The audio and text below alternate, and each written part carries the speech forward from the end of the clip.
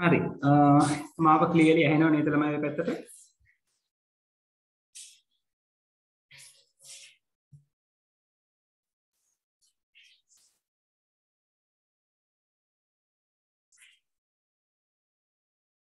right.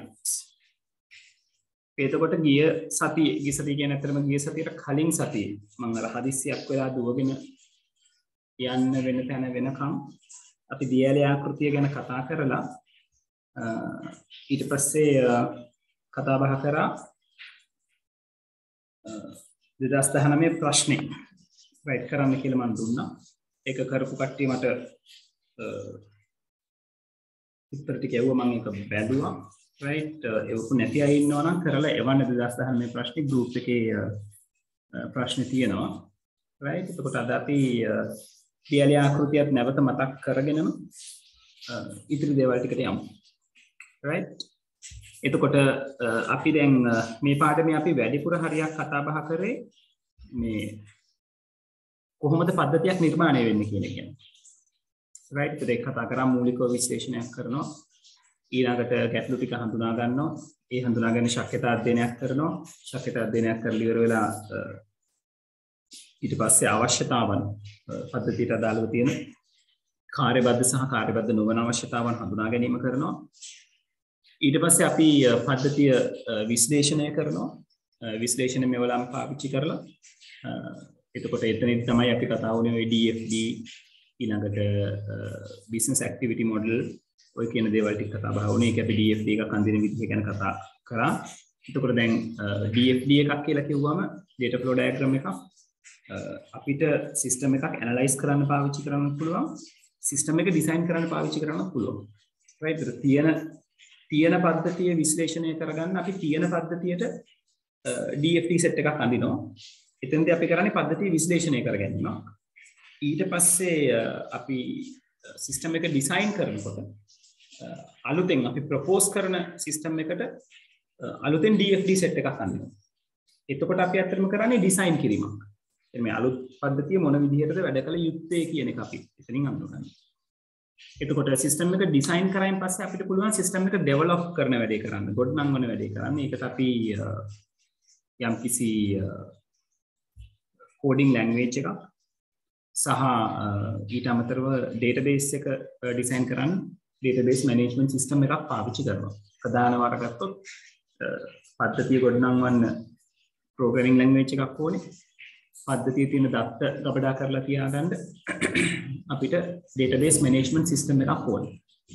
ඔය database management system එක හදන්නේ කොහොමද කියන එක තමයි අපි ඊළඟ පාඩමෙන් කතා කරන්නේ තනිකරම. සහ කෝඩ් කරන්නේ කොහොමද කියන එක තමයි ඊට පස්සේ පාඩමෙන් අපි කතා කරන්නේ. right එතනදී මේකෙදි මම ඒකන ලොකුවට කතා බහ කරන්නේ නැහැ. 8-9 කියන පාඩම් වලදී ඒක කතා බහ වෙන නිසා බොහොම ගැඹුරින්. ඊළඟට පද්ධතිය ගොඩනැගුවෙන් පස්සේ අපි පද්ධතිය ටෙස්ට් කරනවා.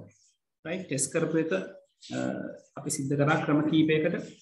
ඒක අපි කතා වුණා ඔය black box testing, white box testing වගේ ටෙක්නික්ස් ගැන. right කාල මංජුසා පරීක්ෂාව, ශ්වේත මංජුසා පරීක්ෂාව වගේ ටෙක්නික්ස් ගැන කතා වුණා. ඒකට මේ ටෙක්නික්ස් පාවිච්චි කරලා අපිට පුළුවන් පද්ධතියේ තියෙන පුංචිම කොටස ඉඳලා සම්පූර්ණ පද්ධතිය දක්වා ටෙස්ට් කරන දේ කරගෙන එන්න. right එතකොට පද්ධතිය ටෙස්ට් කරන එක පියවර කීපයකට කැඩනවා. මුලින්ම යුනිට් ටෙස්ට් එකක් කරනවා. එතකොට ප්‍රෝග්‍රෑමර්ස්ලාට තනියෙන් දීපු කොටස් ටික ටෙස්ට් කරගන්න කියලා කියනවා. ඊළඟට ඉන්ටග්‍රේෂන් ටෙස්ට් ඒකාබද්ධ පරීක්ෂාව කරනවා. එතනදී අර ප්‍රෝග්‍රෑමර්ස්ලා කීප දෙනෙක් ගාව තිබ්බ යුනිට්ස් කීපයක් එකතු කරලා එහෙම එකතු කිරීමේ හැකියාවක් තියෙන යුනිට්ස් එකතු කරලා ඒ මොඩියුල් එක නැත්නම් ඒ ඉන්ටග්‍රේෂන් එක වැඩ කරනවද කියලා බලනවා. ඊළඟට සම්පූර්ණ සිස්ටම් එක ෆික්ස් කරලා සිස්ටම් එකම වැඩ කරනවද කියලා බලනවා. ඒකට අපි කියනවා යුනිට් ටෙස්ට් එක, ඒකක පරීක්ෂාව, ඊට පස්සේ ඉන්ටග්‍රේෂන් ටෙස්ට් එක, ඒකක කීපයක් එකතු කරලා කරන පරීක්ෂාව, ඊළඟට සිස්ටම් ටෙස්ට් එක, පද්ධති පරීක්ෂාව. ඒකෙනුත් ඉවරනයින් පස්සේ අපි ඊළඟට දෙන්නේ ප්‍රතිග්‍රහණ පරීක්ෂාව නැත්නම් acceptance testing කියන එකට. එතනදී අපි ටෙස්ටිං එකට ඉන්වෝල්ව් කරගන්නේ අපේ ක්ලයන්ට් අපිට වැඩේ බාර දීපු ක්ලයන්ට්. right එතකොට ඒකත් එක්ක අපි සිද්ධ කරනවා අපි කරලා තියෙන වැඩේ ක්ලයන්ට් සැටිස්ෆයි වෙන විදිහට කරලා තියෙනවාද කියන එක සාක්ෂාත් කරගන්න එක නැත්නම් ඕකේ කරගන්න එක තමයි acceptance testing එකෙන් සිද්ධ වෙන්නේ. එතකොට ක්ලයන්ට් ඒක ඕකේ වුණොත් ක්ලයන්ට් සැටිස්ෆයි වුණොත් තමන්ගේ එයාට අපි නිර්මාණය කරලා දීලා තියෙන පද්ධතිය ඕකේ කියලා. ඊට පස්සේ අපිට පුළුවන් පද්ධතිය පිහිටුවීමේ ක්‍රියාවලිය අපි කියනවා ඩිප්ලොයි කරනවා කියලා. නැත්නම් ඉම්ප්ලිමන්ට් කරනවා කියලා කියනවා. ඒ කියන ක්‍රියාවලියට යන්න. right. එතකොට පද්ධතිය ඉම්ප්ලිමන්ට් කරන එකදී අපිට පද්ධතිය ඩිප්ලොයි කරන එක පිහිටුවීමට ක්‍රම 4ක් ගැන අපි කතා කරා. එකක් තමයි ඍජු පිහිටුවීම, direct deployment කියලා අපි කියනවා. ඒතර දැනට තියෙන පරණ පද්ධතිය අස් කරලා අලුත් පද්ධතිය එකෙල්ලේ අදාළ ආයතනයට දාලා වැඩ කරගෙන යනවා. එතනදී වෙන්න පුළුවන් ප්‍රධානම අවාසිය තමයි අලුත් පද්ධතියේ දෝෂයක් ඇති වුණොත් අපිට බෑකප් එකක් විදිහට වැඩ කරන්න පරණ පද්ධතිය අපි ගාව නැති වීම. තියෙන වාසිය තමයි පද්ධතිය ඉන්ස්ටෝල් කරපු දවසේ ඉඳලම අලුත් පද්ධතිය එක්ස්පීරියන්ස් කිරීමේ හැකියාව. ඊළඟට දෙවෙනියට අපි කතා කරා සමාන්තර පිහිටුවීම, parallel implementation කියලා. එතනදි වෙන්නේ අලුත් පද්ධතියයි පරණ පද්ධතියයි දෙකම යම් කාලයක් එකම විදිහට කරගෙන යනවා. එතකොට එතනදී අර ඍජු පිහිටුවීමේදී තිබ්බ ගැටලුව අලුත් පද්ධතියේ ගැටලුවක් ආවොත් දෝෂයක් ආවොත් මොකද්ද වෙන්නේ කරගන්න දෙයක් නැති වෙන තත්ත්වය සමාන්තර පිහිටුවීමේදී නැති වෙනවා. මොකද අලුත් පද්ධතිය පරණ පද්ධතිය දෙකම යම් කාලයක් මේක ඉදිරියට ගෙන යන නිසා. ඒතර අලුත් පද්ධතියේ දෝෂයක් ආවොත් පරණ පද්ධතියේ අපිට කාර්ය කරගෙන යන්න පුළුවන්. එතන තියෙන අවාසිය තමයි අපිට අමතර වියදමක් නැත්නම් අමතර වියදමක් සහ කාලයක් ගත කරන්න සිද්ධ වීම. right. මොකද දෙකේම වැඩ කරන්න ඕනේ. ඒක මේන්ටේන් කරන් යන්න වියදමක් යනවා සහ එකම වැඩේ තැන් දෙකක කරන නිසා අමතර කාලයක් ගත වෙනවා. ඊළඟට අපි කතා කරා pace deployment අවදි පිහිටුවීම කියලා අපි කියනවා. pace deployment එකක් කියලා කියන්නේ පද්ධතිය අලුතෙන් හදන පද්ධතිය කොටස් කීපයකට වෙන් කරලා ඒකේ එක කොටසක් පරණ පද්ධතියේ ඊට අනුරූප වෙන කොටසට රීප්ලේස් කරනවා. ඒතකොට එක වතාවකට එක පේස් එකයි නැත්නම් එක කොටසයි අපි පරණ පද්ධතියෙන් රීප්ලේස් කරන්නේ. right. ඒක හරියට අපි අරගත්තොත් රතු පාට බිල්ඩින් බ්ලොක්ස් වලින් හදලා තියෙන අනුරුවක් තමයි පරණ පද්ධතිය කියලා. කහ පාට බිල්ඩින් බ්ලොක්ස් වලින් තියෙන අනුරුවක් අලුත් පද්ධතිය කියලා හිතුවොත් අපි කරන්නේ රතු පාටින් හදලා තියෙන බිල්ඩින් බ්ලොක්ස් එකේ බිල්ඩින් බ්ලොක් ඒ මොඩල් එකේ එක බිල්ඩින් බ්ලොක් එකක් ගලවලා කහ පාට බිල්ඩින් බ්ලොක් එකක් හයි කරනවා. එතකොට වෙන්නේ අර රතු පාට එක වෙනකොට කහ පාට අලුතෙන් හදපු බ්ලොක් එක රීප්ලේස් වෙන්නේ. ඒතර ඒ කොටස විතරක් අලුත් පද්ධතියේ විදිහට ඉතිරිය ඔක්කොම පරණ පද්ධතියේ විදිහට වැඩ කරනවා. ඒ වගේ කාලයත් එක්ක පරණ පද්ධතියේ කොටස් අලුත් පද්ධතියේ කොටස් වලින් රීප්ලේස් වෙගෙන යනවා. ඒතර ඒ කොටස් වලට තමයි අපි phase එකක් කියලා කියන්නේ. right. phase 1 phase 2 ඒ විදිහට රීප්ලේස් කරගෙන යනවා. ඒතර යම් කිසි කාලයක් යනකොට පරණ පද්ධතිය සම්පූර්ණයෙන් අලුත් පද්ධතියෙන් ප්‍රතිස්ථාපනය වීමක් සිද්ධ වෙනවා. right. ඒක ටිකක් කල්ගත වෙන ක්‍රියාවලියක්. හැබැයි පාවිච්චි කරන කෙනාට පාවිච්චි කරන යූසර්ස්ලට අලුත් පද්ධතියට බොහොම හිමින් හැදගහෙන්න පුළුවන්. කලබල නැතුව හැදගහෙන්න පුළුවන්. අවසානට අපි කතා කරා පයිලට් ඉම්ප්ලිමෙන්ටේෂන් නියම පිහිටුවීම කියන එක.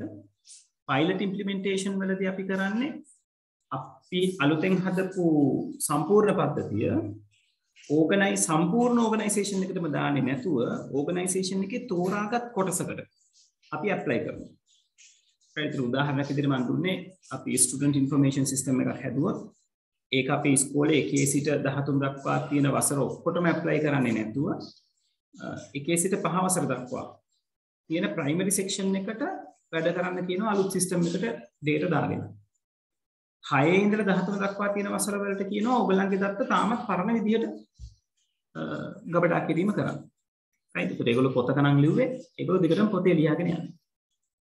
ඒතර ප්‍රයිමරි එක ඇතුලේ සම්පූර්ණ පද්ධතියම ටෙස්ට් වෙනවා. හැබැයි ඒක නියම ව්‍යාපෘතියක්. මේ මොඩල් එක එතනදී විතරයි ඒ පොඩි කැලේ විතරයි අපි ටෙස්ට් කිරීම කරන්නේ. ඒකට අපි කියනවා පයිලට් ඉම්ප්ලිමන්ටේෂන් කියලා. එතකොට ප්‍රයිමරි එක ඇතුලේ පද්ධතිය ඕකේ වුණාම වැඩ කරලා ඒකත් එක්ක සර්ටන් වුණාම ඒකත් එක්ක ඒක ෂුවර් කියලා අපිට තේරුණාම සම්පූර්ණ ඕගනයිසේෂන් එකටම පද්ධතිය රීප්ලේස් කිරීම සිද්ධ කරනවා. right එතකොට තමයි සම්පූර්ණ ඕගනයිසේෂන් එකම අලුත් පද්ධතිය එක්ක වැඩ කරන්න පටන් ගන්න. ඒකට ඔය තමයි පද්ධති පිහිටුවීමට අදාළව අපි කරපු දේ. ඊළඟට අවසානයේ අපි කරන්නේ මේන්ටෙනන්ස්. right පද්ධතිය නඩත්තු කරගන්න එක. නඩත්තු කරගන්නකොට අපිට සමහර වෙලාවට සුළු දෝෂ ඇති වෙන්න පුළුවන්. ඒ දෝෂ වලට පිළියම් යෙදීම සහ අලුත් තාක්ෂණයන් එහෙම ආවොත් ඒ තාක්ෂණයන් අපේ පද්ධතියත් සමග මුසු කර ගැනීම. ඊළඟට පද්ධතිය යම් අප්ග්‍රේඩ් එකක් කරන්න ඕනේ. ඒ කියන්නේ උදාහරණයක් විදිහට දැනට තියෙන Windows 10 තියෙන කම්පියුටර්ස් ටික Windows 11 බවට අප්ඩේට් කරන්න ඕන. අන්න ඒ වගේ දේවල් අපිට පුළුවන් පද්ධතිය මේන්ටෙනන්ස් කිරීම සම්බන්ධයෙන් නඩත්තු කිරීම සම්බන්ධයෙන් ඉදිරිපත් කරන්න. පද්ධතියට අලුතෙන්ම කොටසක් ඉදිරිපත් කිරීම නැත්නම් කලින් තිබ්බ නැති කොටසක් ඉදිරිපත් කිරීම කියන එක පද්ධති නඩත්තු කිරීම කියන පේස් එකකින් කතා කරන්න බෑ අපිට. මොකද එතනදි කරන්නේ පද්ධතියක් නඩත්තු කිරීමක් නෙවෙයි අලුත්ම කොටසක්. අලුතෙන්ම පද්ධතියක් අලුතෙන්ම පද්ධති කොටසක් සැලකිය යුතු පද්ධති ප්‍රමාණයක් අලුතෙන් ඉදිරි කිරීමක්. right දැන් අපි උදාහරණයක් විදිහට අපි ගයක් ගත්තොත් ගයක් හිතුවොත් පද්ධතියක් විදිහට කියලා අපි නඩත්තු කරනවා කියලා කියන්නේ තීන්ත දානවා නේද? පැචස් තියෙනවා නම් ඒව වහලා රිපෙයාර් කරගන්නවා. එහෙම දෙයකට තමයි ගයක් නඩත්තු කරගන්නවා කියලා කියන්නේ. අපි ගෙදරට අලුතෙන් කාමරයක් හදනවා නම් ආයෙසරයක් අපි ෆවුන්ඩේෂන් එකක් කපලා නේද? ෆවුන්ඩේෂන් එක බැඳලා බිත්ති ටික බැඳලා කපරාරු කරලා අර ගේ හදනකොටම කරපු ක්‍රියාවලියම කාමරයේ වෙනුවෙන් සුළු වශයෙන් හෝ කළ යුතුයි. ඒතර අන්න එහෙම දෙයක් අපිට නඩත්තුවක් විදිහට ගන්න බෑ. පද්ධතියට එහෙමයි. right පද්ධතිය අලුත් රික්වයර්මන්ට් එකක්. ඇවිල්ලා අලුතෙන් කොටසක් හදන්න වුණොත් ඒක මේන්ටෙනන්ස් කියලා අපිට සලකන්න බෑ. ඒක සලකන්න වෙන්නේ නැවතත් පද්ධතියට අලුතෙන් කොටසක් එකතු කිරීම. එතකොට අර SDLC එක ඔය පද්ධති ජීවන චක්‍රයට අදාළව තියෙන දේවල් ටික නැවත මුලින් ඉඳලා අපිට කරන්න වෙනවා. ඒක මේන්ටෙනන්ස් පැත්තට අරගන්න බෑ. right එතකොට ඔය විදිහට පද්ධති සංවර්ධන ජීවන චක්‍රය ගැන අපි කතා කරා. එතකොට ඔය ජීවන චක්‍රය භාවිතා කරගන්න පුළුවන් ක්‍රම විදිහට තමයි අපි මේ system development life cycle models කියන එක කතා කරන්නේ. right පද්ධති සංවර්ධන ජීවන චක්‍ර ආකෘති විදිහට අපි කතා කරන්නේ. එතෙන්දි කතා කරපු පළවෙනි මොඩල් එක තමයි waterfall මොඩල් එක. මේ ඔයගොල්ලෝ මෙච්චර වෙලා බලාගෙන හිටපු තැන. එතකොට waterfall මොඩල් එකේ වෙන්නේ අර පද්ධති සංවර්ධන ජීවන චක්‍රයේ තියෙන පියවර ටිකම තමයි තියෙන්නේ.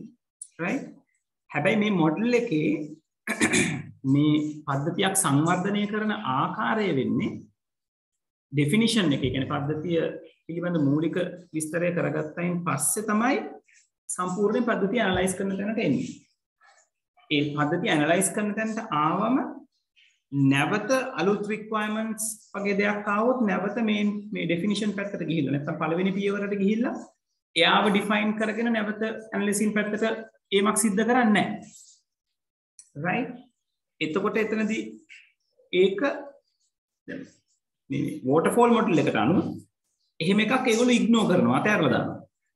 right ඒක නිසා මේ පද්ධති සංවර්ධන ජීවන චක්‍රයේ මේ ලයිෆ් සයිකල් මේ waterfall model එක අපි කියනවා මේ හරියටම අවශ්‍යතාවන් ටික දන්න ප්‍රොජෙක්ට් එකකට විතරයි මෙයාව ගැලපෙන්නේ කියලා. right මොකද ඩෙෆිනිෂන් එක දුන්නයින් පස්සේ ඒකට අදාළ විදිහට ඇනලයිස් කරනවා ඇරෙන්න අලුත් ඩෙෆිනිෂන්ස් ගැන කතා කරන්න යන්නේ. right ඊළඟට ඇනලිසිස් එක කරලා ඉවරනයින් පස්සේ කරන්නේ ඩිසයින් කරන එක. right එතකොට ඩිසයින් කරනකොට ෆිගර් අවුට් කරොත් මේකට තව කොටසක් ඕනේ කියලා waterfall model එක නම් පාවිච්චි කරන්නේ අලුතෙන් තව කොටස් එකතු වීමක් නැත. ඇනලයිස් කරලා දීපු එක ඩිසයින් කරගන්නවා. right ඊළඟට ඩිසයින් කරපු එක ඩෙවලොප් කරනවා. එතකොට මේකට අර දියඇලි කියන්නේ හේතුව ඕකයි. දියඇල්ල පහළට වැටීමක් මිසක් නැවත ඉහළට යෑමක් වෙන්නේ නැහැනේ. මේකෙත් එහෙමයි. එක පියවරක් එක පේස් එකක් කරලා ඉවර වුණාම ඊළඟ පේස් එකට ගියාම ඉහළ පේසස් වලට නැවත එීමේ හැකියාවක් නැහැ. right? ඒක තමයි දියඇලි ආකෘතිය ඔයගලන්ට කතා බහ කරන්නේ. ඒතර ඕක ඔය වගේ අර හරියටම කෙරෙන්න ඕන දේ දන්න එකකට විතරක් මෙයාව පාවිච්චි වෙන නිසා මේ මොඩල් එක රියල් වර්ල්ඩ් එකේ ප්‍රොජෙක්ට්ස් වලට යොදා ගැනීම හරිම සීමිත වෙනවා. හැබැයි සමහර අවස්ථාවන් තියෙනවා මේ මොඩල් එකටම විතරක් යන්න සිද්ධ වෙන අවස්ථාවක්. වෙල උදාහරණයක් විදිහට මම ඊයේ සතියේත් ඔයගලන්ට කිව්වා අපි මොකක් හරි හිම ඕගනයිසේෂන් එකක් එක්ක උදාහරණයක් විදිහට ෆෝසස් එක්ක අපි වැඩ කරනකොට ඒගොල්ලන්ගේ තියෙනවා යම්කිසි කාර්යයක් සිදු කිරීමේ විදිහක්. right? ඒගොල්ලන්ගේ නිලධාරී දුරාවලියත් එක්ක වැඩ පවරන ක්‍රමවේදයත් එක්ක ඒගොල්ලන්ගේ තියෙන සිස්ටමැටික් බොහොම ස්ට්‍රික්ට් සිස්ටමැටික් සිස්ටම් එකක්. right? එතකොට ඒ වගේ තැනක අපි ප්‍රොජෙක්ට් එකක් ඉම්ප්ලිමන්ට් කරනකොට ඒ අදාළ නිලධාරීන්ට සහ අදාළ එතකොට ඒගොල්ලන්ගේ සංවිධානය වෙන්නේ නේද හමුදා පාර්ශවයෙන්. ඒතර ඒගොල්ලන්ට කියන දේ ඒ විදිහටම කරලා ඉවර කිරීමේ බලාපොරොත්තුවක් තමයි මේ සංවිධානයේ පැත්තෙන් තියෙන්නේ. right? ඕක අපිට හමුදාවටම කියලා ලඝු කරන්නත් බෑ. ආයතනයක් එක්ක අපි කතා බහ කරනකොට ආයතනය කිව්වොත් කරන්න තියෙන ටික මුලින් කියන්නේ ඊට එහා මම කිසිම දෙයක් වෙනස් කරන්නේ නැහැ, වියදම් කරන්නේ නැහැ කියලා ක්ලයන්ට් කිව්වොත් එතකොට අපිට ඇත්තටම මේ waterfall model එක තමයි අපි ඉන්නේ. ඒකට requirements ටික දැනගන්නවා, ඒක analyze කරනවා, ඒක design කරනවා, ඒක develop කරනවා, ඒක test කරනවා, ඒක deploy කරනවා. right? ඊට ඒ වගේ මේ අපේ අවශ්‍යතාවන් නිශ්චිතවම settle කරගන්න පුළුවන් project වලට මේ waterfall model එක ගැලපෙනවා. අවශ්‍යතාවන් වෙනස් වෙන අවශ්‍යතාවන් වලට අදාළව අපේ සිස්ටම් එක අප්ඩේට් කරගන්න අවශ්‍ය වෙන තැන් වලට මේ මොඩල් එක ගැලපෙන්නේ නැහැ. හරි, පැහැදිලිද මේ කියපු දේවල් ටික?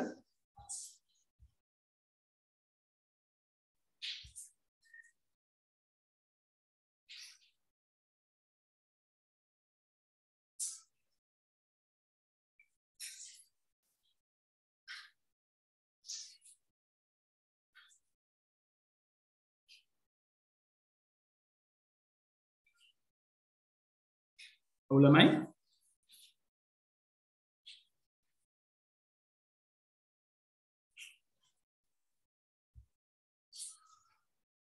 right. හරි, ඊළඟට අද කතා කරන්නේ අලුතෙන් මේ ස්පයිරල් මොඩල් කියන එක. සර්පිල ආකෘතිය කියන එක. මේ සර්පිල ආකෘතිය කියන එක වැඩිපුර අවධානය යොමු කරන්නේ මේ අවදානම තක්සේරු කිරීම, risk analyze and mitigation කියලා අපි කතා කරනවා. right? risk එක ඒගොල්ලෝ තක්සේරු කරගන්නවා. ඊට පස්සේ ඒ risk එක අවම කරන පැතිවලට තමයි වැඩි අවධානයක් යොමු කරලා තියෙන්නේ. right? ඒ වගේම අනිකුත් කාර්යයන් ටික SDLC එකේ තියෙන අනිකුත් කාර්යයන් ටිකත් ඒ ආකාරයට සිද්ධ වෙනවා. දැන් මේ තියෙන්නේ සර්පිල ආකෘතියට අදාළව තියෙන මොඩල් එක. ඒතර මෙතන ඔයගලන්ට පේනවා ඇති.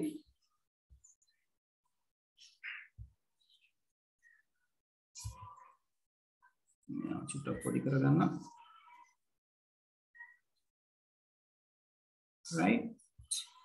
මේකේ අර අපි දන්න විදිහට මේ කොළ පාට තීරුවෙන් මම පාට කරලා තියෙන තැනින් concept of requirement කියන එක පටන් ගන්නවා.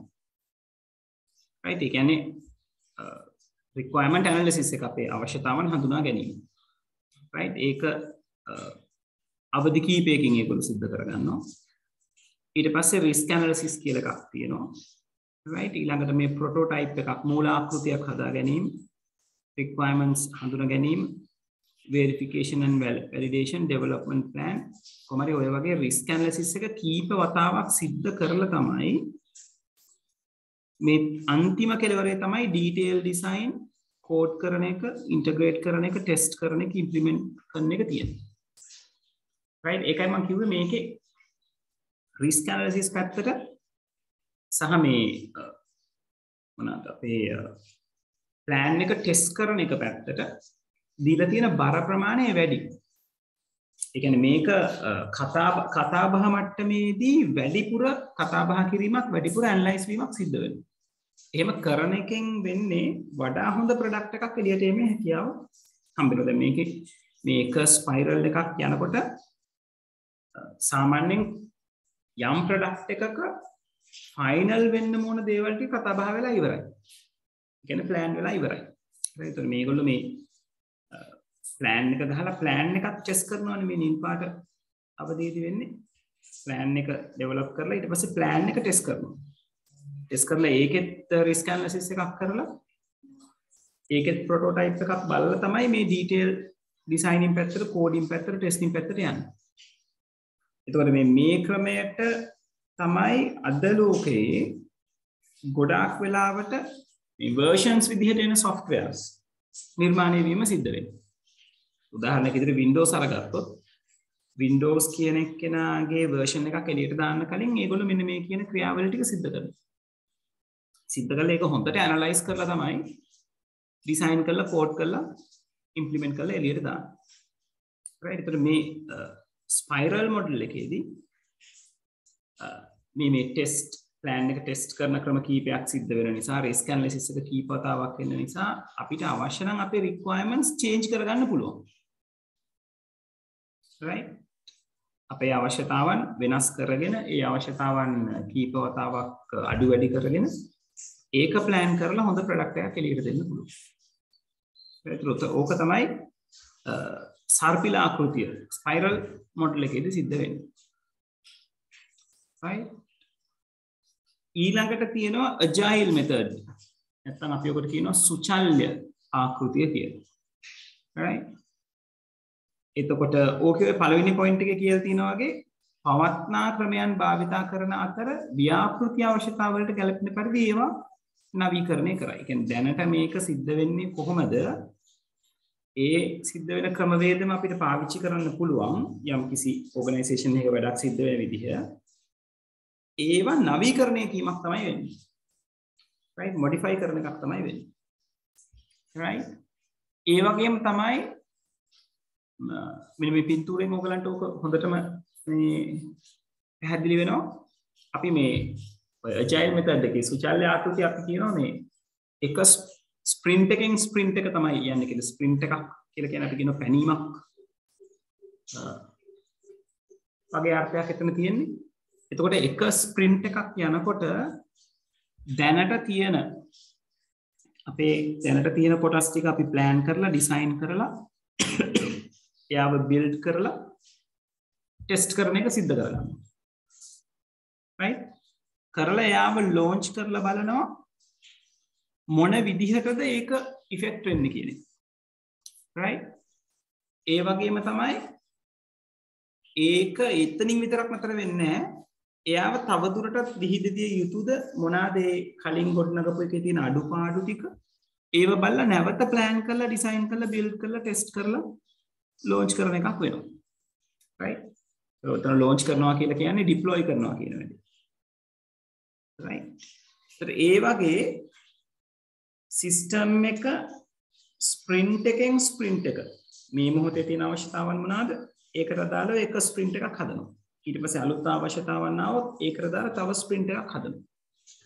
ඒ වගේ ස්ප්‍රින්ට්ස් කීපයක් ගියාම තමයි ෆයිනල් ප්‍රොඩක්ට් එක මොකක්ද කියන එක ඕගලන්ට එළියට එන්නේ. right ඒතර මේක මේ අවශ්‍යතාවන් ස්ථාවර හෝ වෙනස් වෙන පද්ධති සඳහා කියන දෙකටම පාවිච්චි කරගන්න පුළුවන්. right අවශ්‍යතාවන් ස්ථාවර වුණොත් වෙන්නේ මේ ස්ප්‍රින්ට්ස් ප්‍රමාණය අඩු වෙනවා. වෙනස් වෙනවා නම් වෙන්නේ ස්ප්‍රින්ට්ස් ප්‍රමාණය වැඩි වෙනවා. කොහොම හරි අපේ අවශ්‍යතාවයන් සැටිස්ෆයි වෙනකම් මේ ස්ප්‍රින්ට් එකෙන් ස්ප්‍රින්ට් එක මේ ක්‍රියාවලිය නැවත නැවත සිද්ධ වෙනවා. right ඊළඟට තියෙන්නේ මූලාකෘතිකරණය ප්‍රොටෝටයිපින්. right මේක බොහොම ප්‍රායෝගිකයි. කියන්නේ අපිට සමීපයි මේ වෙන්නේ. right සාමාන්‍යයෙන් නේද? අපි පොඩි කාලේදී ඔය අත්දැරුවට මේකට අපි හදනවනේ පොඩි පොඩි මොඩල්ස් නේද? ගිනි කන්දක මොඩල් එකක් හදනවා, ගේයක මොඩල් එකක් හදනවා. right? එතකොට ඕකට තමයි අපි මූල ආකෘතියක් කියලා කියන්නේ. කියන්නේ අපේ නිෂ්පාදනය මොකක්ද? නැත්නම් අපි හදන්න ඉන්න දේ මොකක්ද? ඒකට අදාළව මූල ආකෘතියක් අපි හදා ගන්නවා, ප්‍රොටෝටයිප් එක. ඒ මූල ආකෘතිය කියලා කියන්නේ අවසන් ප්‍රොඩක්ට් එක නෙවෙයි. right? හැබැයි අපි හදන මූල ආකෘතියට අවසන් ප්‍රොඩක්ට් එකට උවමනා වෙන තරම්ම yes Susu, careful. Yes. That will hurt, huh? Yeah. Yes. Sharp.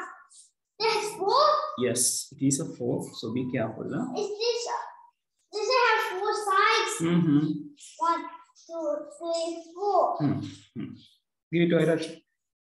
No, I can eat it. Okay, okay. You're going to eat that. Careful, huh? Careful. Good. I am eating mangoes. Okay.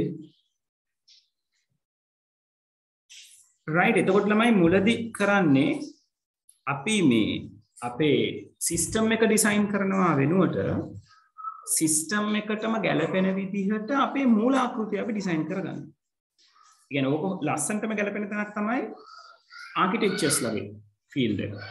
ඒගොල්ලන්ට කිව්වොත් ගයක් plan කරලා දෙන්න කියලා. ඒගොල්ලෝ කරන්නේ මුලින්ම model එක ප්ලෑන් කරන එක.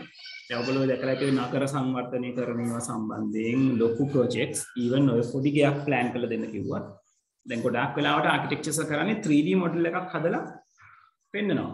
software එකකින් හෝ නැත්නම් කාඩ්බෝඩ් පාවිච්චි කරලා හෝ 3D මොඩල් එක හදලා පෙන්නනවා. මෙන්න මේ විදිහට තමයි ඔයගොල්ලන්ගේ ප්‍රොඩක්ට් එක ඉවර වෙන්නේ කියලා.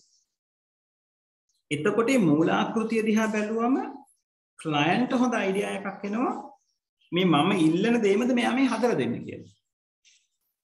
right? ඒතකොට අපි software එකක් පැත්තෙන් මූලාකෘතියක් කියලා කියන්නේ අපිට පාවිච්චි කරන්න පුළුවන් මිනිමම් කෝඩින්ග්ස් පාවිච්චි කරලා අපි මොඩල් එකක් හදලා දෙනවා මෙන්න මේ විදිහටයි කියලා. ඒක ෆයිනල් ප්‍රොඩක්ට් එක නෙමෙයි. right? එතකොට සමහරවිට ඉන්ටර්ෆේසස් ටික ඒ ඉන්ටර්ෆේසස් වල ග්‍රැෆික්ස් වලින් කරන්න තියෙන වැඩ ටික අඩු කරලා මෙන්න මේ සැකිල්ල මෙන්න මෙහෙමයි කියලා පෙන්නනවා. එතකොට ගොඩාක් වෙලාවට එතනදී සිද්ධ වෙන්නේ ප්‍රොජෙක්ට් ටීම් එක ක්ලයන්ට් කියලා ක්ලයන්ට්ගේ අවශ්‍යතාවය මේ මූලාකෘතිය ඇතුලේ ඕකේ කරගන්න. right? මොඩල් එක ඇතුලේ ඕකේ කරගන්න. දැන් අර ආකිටෙක්චර් එකේ වැඩිම තමයි. ආකිටෙක්චර් කියනවා මේක තමයි ඔයගලන්ට හදන ගෙදර බලලා කියන්න මොනවා හරි එකතු වෙන්න ඕන නම් කියලා. ඒතර අපි අර මූලාකෘතිය එහාට මෙහාට කරලා බලනවා. අපේ සාලේ ප්‍රමාණය ඉද ඇතිද, කාමරවල ප්‍රමාණය ඉද ඇතිද, නේද? දොරවල් කොහොමද වැටෙන්න ඕනේ, ජනෙල් කොහොමද, ලැබෙන හිරු එළිය ඇතිද? ඒ ඔක්කොම දේවල් ටික අපිට මූලාකෘතිය ඇතුලේ බලා ගන්න පුළුවන්. software එකෙත් එහෙමයි. දැන් software එක ඇතුලේ ඇල්ගොරිතම් එක වැඩ කරන්නේ නැති වුණාට මේක බිල්ඩ් අප් කරාම මොන විදිහටද මේක එන්නේ? මොන විදිහටද මේක පාවිච්චි කරන කෙනාට පේන්නේ? මොන වගේ තැන් වලට දත් එකතු වීම සිද්ධ වෙන්නේ? ඔය කියන මූලාකෘති ටික පෙන්වන්න පුළුවන්. right? එතකොට එතනදී මේගොල්ලෝ කරන පළවෙනිම කියන්නේ මේගොල්ලෝ කරන මූලික දේ තමයි මූලාකෘතිය ඕකේ කරගන්න එක. ඒකයි මේක මේ ඉනිෂියල් රික්වයර්මන්ට් එකෙන් ඩිසයින් කරන්න පටන් අරගෙන ප්‍රොටෝටයිප් එක හදනවා. කස්ටමර්ට කියනවා ඉවැලුවේට් කරන්න කියලා. එයාට බලලා ෆීඩ්බැක් එක දෙන්න කියනවා. ඊපස්සේ එයාගේ ෆීඩ්බැක් එකට අනුව මේක අප්ඩේට් කරනවා. අප්ඩේට් කරලා ආයෙ ප්‍රොටෝටයිප් එක හදලා කියනවා කස්ටමර්ට බලන්න කියලා. ඒතර මේ විදිහට මෙතන තියෙන්නේ මේ සර්කියුලර් නේචර් එකක්. right? ඒතර බලලා fulfill වුණාම right? මූලාකෘතිය totally okay වුණාම අන්න ඊට පස්සේ අපි පටන් ගන්නවා අපේ main deployments ටික. right? ප්‍රධාන වශයෙන් පද්ධතිය ගොඩනැගීමට අවශ්‍ය වෙන දේවල්. right? ඊට පස්සේ අපි ආව ටෙස්ට් කරලා maintain කරගෙන යනවා. right? අන්තිමට අපි කතා කරනවා සීක්‍ර යෙදුම් සංවර්ධනය. දැන් මේක අර මූලාකෘති මොඩල් එකේම පොඩි දිගුවක්. right? අපි මෙතන කතා බහ නොකරන මොඩල් එකක් තියෙනවා iterative මොඩල් එක කියලා. right? iterative මොඩල් එකේ වෙන්නේ චක්‍රයක් ආකාරයකට මෙයාව සිද්ධ වීම. මේ රැපිඩ් එකේදී RAD කියලා අපි මේකට කියනවා රැපිඩ් ඇප්ලිකේෂන් ඩෙවලොප්මන්ට් කියන එක RAD කියලා අපි කියනවා. මෙතනදී කරන්නේ ඇත්තටම මූලාකෘතිය නිර්මාණය වීමක් වෙනවා. අර කලින් මොඩල් එකේ වෙන්නේ මූලාකෘතිය ෆයිනල් වෙලා ඉවරුණායින් පස්සේනේ ඩිප්ලොයිමන්ට් පටන් ගන්න, ඩෙවලොප්මන්ට් පටන් ගන්න. මෙතනදී එහෙම නෙවෙයි. මෙතනදී මූලාකෘතියේ ෆයිනල් වෙන කොටස මොකක්ද? අන්නේ කොටස ඩෙවලොප් කරන්න පටන් ගන්න. ඒ කියන්නේ ගේ හදනකොට ගේ මොඩල් එක හදලා පෙන්නුවම ක්ලයන්ට් කියනවා නම් හරි සාලේ මුකුත් වෙනස් කරන්න දෙයක් නැහැ. සාලේ ඔය තියෙන විදිහට තමයි හැදෙන්න ඕන කියලා. ඒගොල්ලෝ ෆවුන්ඩේෂන් එක දාලා සාලේ හදන්න පටන් ගන්නවා. ඒතර කාමරවල වෙන වෙනස්කම්, කුස්සිය වෙන වෙනස්කම් මෙයා තාම ඉවර නෑ. ඒවා කතා බහ කර කර වෙනස් කරනවා. එතකොට මූලාකෘතිය ෆයිනල් වෙලා ඉවර වෙනකොට අපේ ෆයිනල් ප්‍රොඩක්ට් එකේ යම් ප්‍රමාණයක් හැදිලා ඉවරයි. එතකොට අර ප්‍රොටෝටයිප් එකේ කරන ගත වෙන කාලයට වඩා මේ RAD එකේ අපිට වැඩේ කරගන්න ගත වෙන කාලය සාපේක්ෂව අඩුයි. මොකද කන්ස්ට්‍රක්ට් කරන එක අර ප්‍රොටෝටයිප් එක ෆයිනල් වෙන අතරතුරේම පටන් ගන්න නිසා. right ඒක තමයි ඔකට ශීඝ්‍ර යදවුම් සංවර්ධනය rapid application development කියලා කියන්නේ. හරි. පැහැදිලිද ඔය කාරණා ටික? ඔවලමයි?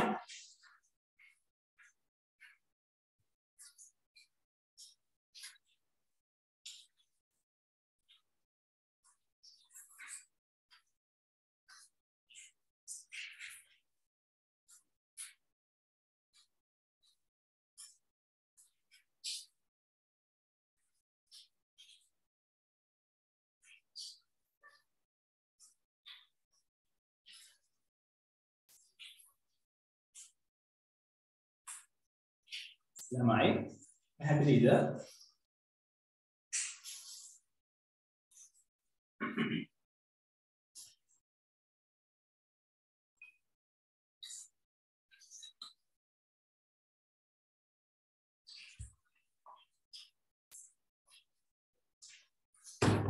හරි. හොඳයි. එතකොට ඔය තමයි මොඩල්ස් ටිකට අදාළව අපිට කතා බහ කරන්න තියෙන දේවල් ටික. right? එතකොට ඊළඟට තියෙන්නේ අපි කතා බහ කරපු කොටස මේකනේ අපි මුලින් ඉවර කරගත්තේ. ඊළඟට අපිට පාඩමේ අගට තියෙන කොටසක් තියෙනවා COTS system කියලා. commercial off the shelf systems කියලා. right? නැත්නම් පෙරනිමි පැකේජ් වාණිජ්‍ය පෙරනිමි පැකේජ් කියන එක ගැන කතා කරනවා. ඒක කතා කරාම අපේ පාඩමට අදාළව කතා කරන්න තියෙන දේවල් ටික ඉවරයි. right? එතකොට මෙතන කතා බහ කරන්නේ අර අපි system development life cycle එක පාවිච්චි කරේ ඇත්තටම client කෙනෙක් ඇවිල්ලා අපෙන් ඉල්ලන දෙයක් එයාට ගැලපෙන ආකාරයට හදලා දෙන්නනේ. right? ඒක හරියට අපි ටේලර් ෂොප් එකකට ගිහිල්ලා අපේ මෙෂර්මන්ට් එක දීලා අපිටම ගැලපෙන කමිසයක් මහ ගන්නවා හා සමානයි. ඒක හරියටම අපේ ඇඟේ තියෙන මෙෂර්මන්ට් වලට තමයි මැහෙන්නේ. right? මේ වාණිජ්‍ය පෙරනිමි පැකේජ් එකක් නැත්නම් commercial off the shelf එකක් කියලා කියන්නේ නැත්නම් COTS system එකක් කියලා කියන්නේ. හරියට අපි කඩෙන් ගිහිල්ලා මහල පැකට් කරලා තියෙන ඇඳුමක් අපිට ගැලපෙනවද කියලා බලලා මිලදී ගන්නවා සමානයි. එතකොට අපි කඩෙන් මිලදී ගන්න ඇඳුම අපි ෂර්ට් එකක් කියලා ගමුකෝ. කඩෙන් මිලදී ගන්න ෂර්ට් එක අපේ ඇඟට හරියටම මෙෂර්මන්ට් එක බලලා මහන ෂර්ට් එක තරම් ෆිට වෙන්නේ නැහැ. right? සමහරලාට උස අඩු වෙන්න පුළුවන්. සමහරලාට උරහිස් පොඩ්ඩක් වෙනස් වෙන්න පුළුවන්. right? සමහරලාට ඇඟට ටිකක් හිර වෙන්න පුළුවන්. සමහරලාට අවශ්‍ය ප්‍රමාණයට වඩා ලූස් වෙන්න පුළුවන්. right? කොතනක හෝ පොඩි පොඩි අඩුපාඩු තියෙන්න පුළුවන්. හැබැයි එහෙම කියලා අපි ෂර්ට් එක අඳින එක නතර කරන්නේ නැහැ. අපි ෂර්ට් එක අඳිනවා. right? සමහර වෙලාවට සමහර අය ෂර්ට් එක අරගෙන තමන්ගේ ගෙදර මැෂින් එකක් තියෙනවා නම් අම්මට මහන්න දැනුම තියෙනවා නම් අම්මට කියලා ෂර්ට් එක තමන්ට ගැළපෙන විදිහට වෙනස් කරගන්න අවස්ථාවක් තියෙනවා. ඒතර මෙතන තියෙන්නේ එහෙම දෙයක්. වාණිජ පෙරණිමි පැකේජ් එකක් කියලා කියන්නේ අපිට මාකට් එක ඇතුලේ මිලදී ගන්න පුළුවන් පැකේජ් එකක්, සිස්ටම් එකක්. right? එතකොට මේ වගේ පැකේජ් එකක් හදනකොට, මේ වගේ software එකක් හදනකොට, ඔය වගේ සිස්ටම් එකක් හදනකොට මූලික ආයෝජනය ගොඩාක් ලොකු මූලික ආයෝජනයක්.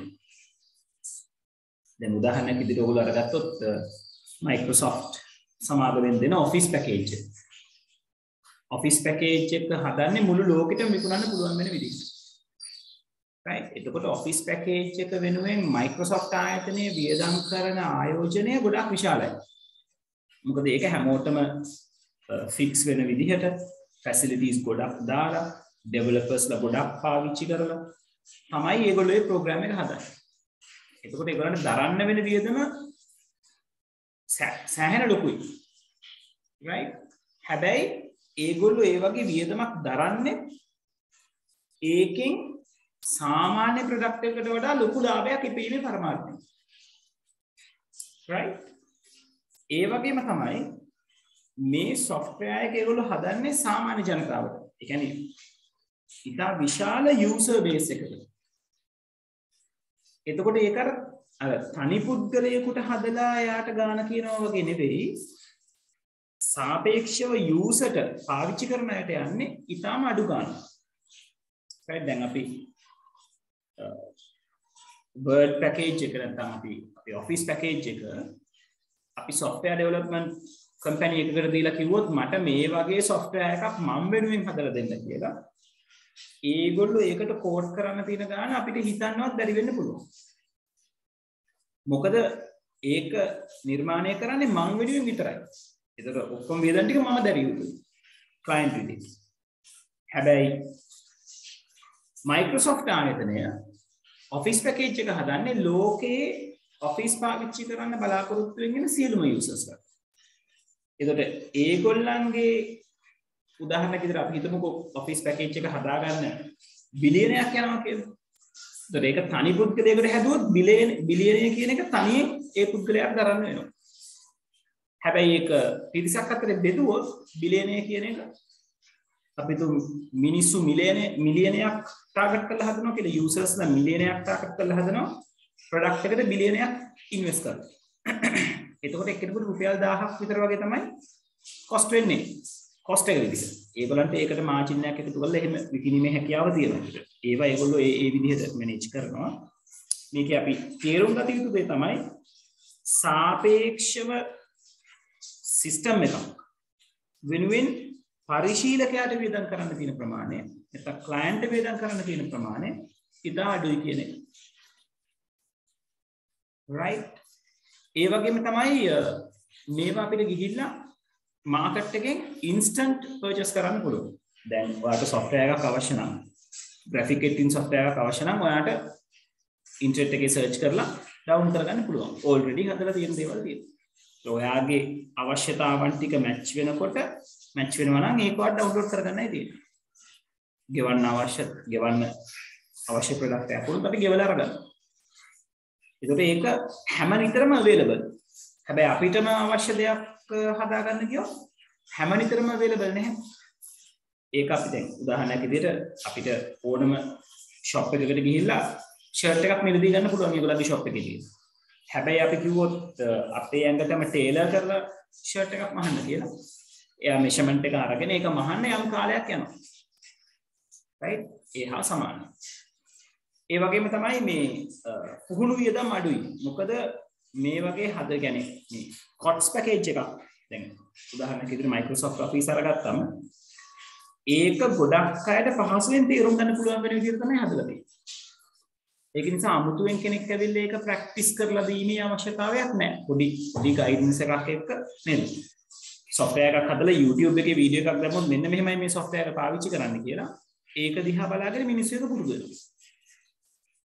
හැබැයි ආයතනයකටම අදාළ වෙන විදිහට හදන සිස්ටම් එකකට වීඩියෝ එකක් කරලා දාන්න ගියොත් ඒක ආයතනයේ ක්‍රියාවලිය කරන කෙනාට තේරෙන්න පුළුවන්. හැබැයි අපි වගේ සාමාන්‍යයට ඒක තේරුම් ගන්න බෑ. සහ ඒකත් එක්ක වැඩ කරන් අපිට විශේෂ පුහුණුවක් අවශ්‍ය වෙනවා. right?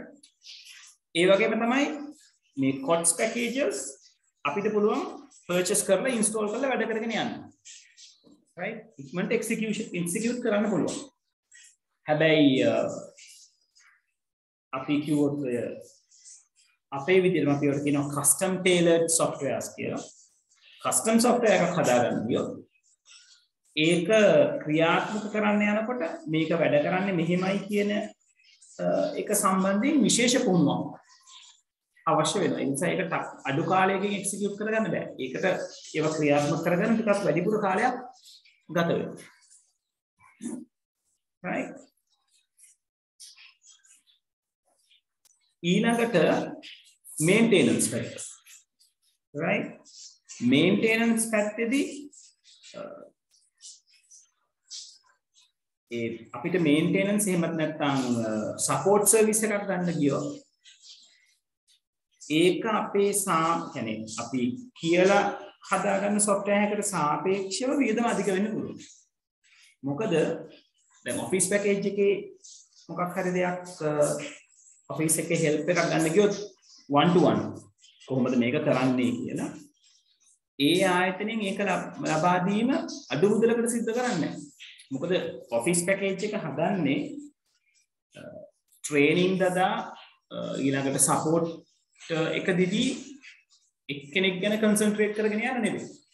හදන්නේ general public එක. මිනිස්සු මේ product එක ගැන දැන් දන්නවා පාවිච්චි කරන්නේ කොහොමද කියලා දන්නවා. ඒගොල්ලෝ ඒක කරගෙන යනවා. ඒතර ඔයාට විශේෂයෙන් ඒක අහගන්න ඕන නම් ඒ ආයතනයේ එක්ක e-book එකක් නැත්නම් booklet එකක් නැත්නම් manual එකක් වගේ එකක් ඔයාට දෙනවා. ඒතර ඔයා තනියම ස්ටඩි කරන්න ඕන. ඔයාට ඒක ඒගොල්ලන්ට කියලා හදන්න අවශ්‍ය නම් අන්න ඒකට ඔයා ගෙවලා ඔයා ඉල්ල ගන්න ඕනේ ට්‍රේනින් එක. ඒතර ඒක සාපේක්ෂව වැඩි වෙන්න පුළුවන්. වියදම් අධිකයක් වෙන්න පුළුවන්. ඒ වගේම තමයි අපි purchase කරන software එක සරල software එකක් නෙවෙයි. නේද? දැන් Microsoft Word අරගත්තොත් අපි Word එක වැඩ කරලා තියෙන ඕන තරම්.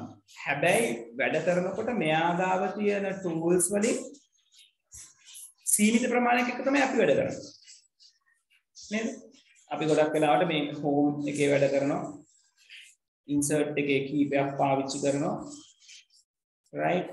design පැත්තට ගියාම ඔය ඉඳලා හිටලා මේ දේවල් පාවිච්චි වෙනවා. layout එකකට ගිහිලා ගොඩක් වෙලාවට කරන්නේ මේ orientation වෙනස් කරගන්න එක, size එක වෙනස් කරගන්න එක. right? margin හදාගන්න. right? ඊළඟ මේ references එහෙම අපි පාවිච්චි කරන්නේ නැහැ වැඩි. mailing, review ඕවා අපි පාවිච්චි කරන්නේ නැහැ. හැබැයි ඕවා පාවිච්චි කරනකොට සුදුසු තියෙනවා. right? ඒතකොට ඒ කියන්නේ මේ system එක සංකීර්ණයි. right? අපේ කැමැත්ත තිබ්බත් නැත්නම් අපි ඒක ගන්න ඕනේ. අපිට අවශ්‍ය වෙන්නේ මේ ඉස්සරහට තුන විතරයි කියලා. ඒ තුන විතරක් අපිට අරගන්න බෑ. right? ඒ වගේම තමයි අපිට අලුතෙන් ඕන දෙයක් ඕකට ඇඩ් කරගන්න ගියාම. අපි කියලා හදාගත්ත software එකක් නම් අදාළ කම්පැනි එකට කියන්න පුළුවන් මට මෙන්න මේ දේ මගේ organization එකට අලුතෙන් එකතු වෙනවා. ඔයා ඒක කනෙක්ට් කරලා දෙන්න මට. එතකොට ඒගොල්ලෝ යම් මුදලක් අරගෙන අපි වෙනින් ඒ දේ කරලා දෙන්න පුළුවන්. මොකද මම එයාගේ client. හැබැයි Microsoft ආයතනයට අපිට කියන්න බෑ Word වලට මට මෙන්න මෙහෙම කොටසක් ඕනේ ඒක මට ඇඩ් කරලා දෙන්න කියලා. ඒක ඒගොල්ලෝ අරගෙන ඒක එහෙම කරලා දෙන්නේ නැහැ. එහෙම එකක් කරන්නේ ඒගොල්ලන්ගේ ඊළඟ version එකේ වෙන්න පුළුවන්. අපිට යෝජනාවක් විදිහට ඒගොල්ලන්ට කියන්න පුළුවන්. නමුත් මට අවශ්‍ය මොහොතේම අවශ්‍ය වෙලාවට ඒ වැඩේ Microsoft ආයතනයට කියලා කරගන්න බෑ. right? ඒක ඔන්න ඔය විදිහේ වාසි සහ අවාසි තියෙනවා පෙරණිමි පැකේජ් වල. right? දැන් මෙතන මේ නමයි කතරක් ඉන්න.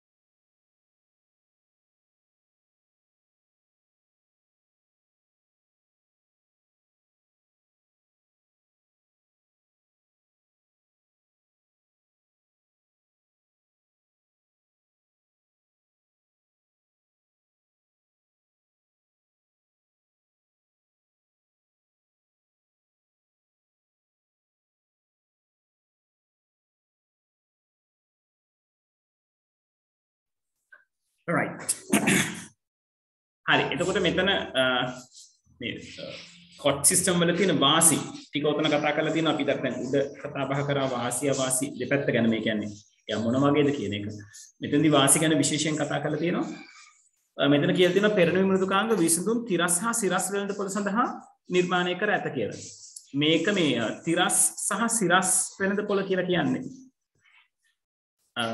අපි සිරස් වෙළඳපොළ කියලා කියනවා specific need එකක් තියෙන විශේෂ යම් කිසි විශේෂ අවශ්‍යතාවයක් කියලා කියන්නේ යම් එක් අවශ්‍යතාවයක් නැත්නම් එක ආකාරයක අවශ්‍යතාවන් සෙට් එකක් ඉන්න කස්ටමර්ස්ලා ඉන්න වෙළඳපොළකට අපි කියනවා සිරස් වෙළඳපොළක් කියලා. right එතකොට දැන් උදාහරණයක් විදිහට අපි අරගත්තොත් health sector එක. right health sector එකේ තියෙන්නේ health needs. right අපි hospital එකක් ගත්තොත් hospital එකට මොනවාද patient ලා manage කරගන්න software එකක් ඕන වෙන්න පුළුවන්. ඒතර ඒක ඇවිල්ලා රෝගීන් සඳහා වෙන මෘදුකාංගයක්. right ඒක ඒගොල්ලන්ට ගිහිල්ලා වෙන ඉන්ඩස්ට්‍රි එකක fix කරන්න බෑ. right ඒතර ඒක ඒ මාකට් එක නැත්තම් hospital එක කියන මාකට් එක අයිති වෙන්නේ සිරස් වෙළඳපොළට. vertical market කියලා අපි කියනවා. ඒතර එක සෙක්ටර් එකක්. right ඒ වගේ දැන් education ගත්තොත් education පැත්ත. right agriculture ගත්තොත් agriculture පැත්ත. ඒතර ඒ වෙලාව සිරස් වෙළඳපොළවල. සිරස් වෙළඳපොළ කියලා කියන්නේ එතන needs ගොඩක් තියෙන customers set එකක් ඉන්නේ. right එතකොට එහෙම තැන්වල දැන් උදාහරණයක් විදිහට අපි පඩිනඩි ගෙවීමේ පද්ධතියක් right payroll system එකක් ගත්තොත් payroll system එක කියන එක hospital එකකට ඕන වෙනවා education sector එකකට ඕන වෙනවා ආයෙත් අපි හිතුවොත් agricultural sector එකකට ඕන වෙනවා ඒ හැම තැනම පඩිනඩි නඩත්තු වෙනවා එතකොට දැන් පෙරණිමි පැකේජ් කියන ඒවා තිරස් සහ සිරස් කියන දෙකම ටච් කරන්න පුළුවන් ආකාරයකට තමයි හැදලා තියෙන්නේ right ඒ කියන්නේ ඕන තැනකට ඕකේ දැන් අපි excel වගේ මෘදුකාංගයක් ගත්තොත් excel software එක පාවිච්චි කරලා payroll එකක් හදාගන්න පුළුවන් payroll එක කියන එක ඕනම වෙළඳපොළක පාවිච්චි කරන්න පුළුවන් දෙයක් ඒ වගේම එයාට අවශ්‍ය නම් ඒක වෙන වශයෙන් Have you ever seen the purple clay? Purple clay. That's which I mixed up. You did it? Yes. Can you search it in the living room? Oh, it's not in the living room.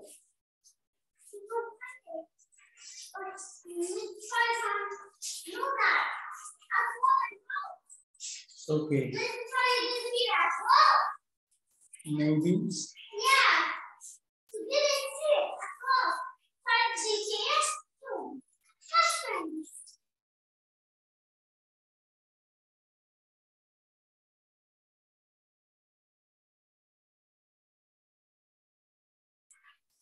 right sorry ළමයි එතකොට අර කිව්වා වගේ පෙරණිමි package එක ඔය market දෙකටම පාවිච්චි කරන්න පුළුවන් විදිහට තමයි තියෙන්නේ health sector එකට අවශ්‍ය නම් අපිට excel sheet එක පාවිච්චි කරලා අපිට අවශ්‍ය වෙන hospital එකක තමන්ගේ patients ලා ගැන records ටික තියාගන්න පුළුවන් එතකොට ඒක සිරස් වෙළඳපොළ සන්තුෂ්ත කිරීමක් payroll එකක් වගේ සිස්ටම් එකක් මේන්ටේන් කරන්න පුළුවන්. ඒක එතකොට තිරස් වෙළඳපොළ සන්තුෂ්ත කිරීම. right ඔය කියන විදිහට දෙකටම ගැලපෙන විදිහට තමයි පෙරණිමි පැකේජ් හදලා තියෙන්නේ. හැබැයි අපි කියලා හදාගන්න ඒවා එහෙම බෑ. ඒගොල්ලෝ අපේ මාකට් එක මොකක්ද කියලා බලලා ඒකට ගැලපෙන ආකාරයෙන් තමයි නිර්මාණය වෙන්නේ. right ඊළඟට අර කලින් කිව්වා වගේ user manual එකක් හම්බ වෙනවා මේ hot system එකක් පාවිච්චි කරනකොට. right ඒ වගේම තමයි මේක හදන කෙනා පුළුවන් තරම් බලනවා මේ යූසර්ව මේ ඒගොල්ලෝ හදන ප්‍රොඩක්ට් එකත් එක්කම ඇද බැඳ තියාගන්න එයාට පුළුවන් තරම් යූසර් ෆ්‍රෙන්ඩ්ලි සිස්ටම් එකක් එළියට දෙන්න. දැන් Word වගේ වැඩ කරන්න පුළුවන් තව ගොඩක් softwares තියෙනවා. හැබැයි ලෝකයේ වැඩිපුර ප්‍රමාණයක් මිනිස්සු ඩොකියුමන්ට් යමක් ඩොකියුමන්ට් කරගන්න වුණාම පාවිච්චි කරන්නේ Microsoft Word කියන එක. මොකද ඒගොල්ලෝ Microsoft Corporation එක නිතරම බලනවා මේ අප්ඩේට් කරලා මේක කට්ටියට තමන් කරන වැඩේ තව ලේසි කරන්න පුළුවන් වෙන විදිහට අදාළ software එක එළියට දෙන්න. right? ඒ වගේම තමයි කලින් කිව්වා වගේ Word වගේ එකක් අපි වෙනුවෙන්ම තව කෙනෙකුට දීලා හදාගන්න කිව්වොත් ඉතා විශාල පිරිවැයක් අපිට දරන්න වෙනවා. එතකොට අපිට බොහොම සාපේක්ෂව බොහොම සුළු මුදලකට අපිට පුළුවන් අපිට අවශ්‍ය දේවල් හැම දෙයක්ම මිලදී ගන්න. right? මේ මොනවාද සම්මත ව්‍යාපාරික යෙදුම් වලට වඩා පෙරණින් පැකේජ් අවශ්‍ය ආකාරයට හැඩගස්වා ගන්න පුළුවන් කියලා කියන්නේ උතනදී කස්ටමයිසේෂන් පැත්තෙන්. ඒ කියන්නේ අපිට අවශ්‍ය නම් අපි කියලා හදව ගන්න software එකක අපිට අවශ්‍ය කාර්ය කරගන්නවා හා සමානව ඊට වඩා අපිට පුළුවන් වාණිජ පෙරණින් පැකේජ් එකක් අරගෙන අපිට අවශ්‍ය කොටස් ටික ඒක ඇතුලේ ලබා ගන්න. ඒකෙන් අදහස් වෙන්නේ නැහැ අපි කියලා හදව ගන්න software එක තරම්ම මෙයා අපිට උදව් කරනවා කියලා. but customize කරගන්නවා කියන එකයි මම එතනදි කතා කරන්නේ. right? මොකද Word කියන එකනත් එක්ක වැඩ කරනකොට අපිට අවශ්‍ය වෙන customizations ඒ කියන්නේ අපි සාමාන්‍යයෙන් කියනවා preference හදනවා කියලා. right? අපි මේ file වලට ගිහිල්ලා මෙයාගේ preference නැත්නම් options කියන පැත්තට ගියොත් right මේ මෙතන දීලා තියෙන්නේ අපිට display වෙන විදිය කොහොමද proofing මොන විදිහටද save කරනකොට මොන වගේ දේවල්ද ඔය දේවල් අපිට customize කරගන්න පුළුවන් අපේ වුමනාව පරිදි right දැන් උදාහරණයක් විදිහට මේ ruler එකේ පෙන්නන්නේ අඟල් වලින් නම් එයාව සෙන්ටිමීටර් වලට change කරගන්න පුළුවන් අපිට right අපිට මේ ribbons වල පෙන්නන tools අපිට අවශ්‍ය විදිහට අඩු වැඩි කරගන්න පුළුවන් දැන් මේක custom tailor එකක් වෙනකොට ගොඩක් වෙලාවට හැදෙන්නේ අපි ඉල්ලන දේ අනුව තමයි අපිට software එක හදලා දෙන්නේ. ඒ කියන්නේ COTS package එකක් නොවි අපි ඉල්ලලා අපි සල්ලි ගෙවලා එකක් හදාගත්තොත් ගොඩක් වෙලාවට අපේ උවමනාවට අවශ්‍ය විදිහට තමයි හැදෙන්නේ. ඒකේ මේ තරම් customization නැහැ. මොකද ඒක කොහොමද හැදලා තියෙන්නේ අපිට අවශ්‍ය වෙන විදිහට. නමුත් අර විදිහට changes ගොඩක් කරගැනීමේ හැකියාව custom tailored software වලට නැහැ. right? ඒ වගේම තමයි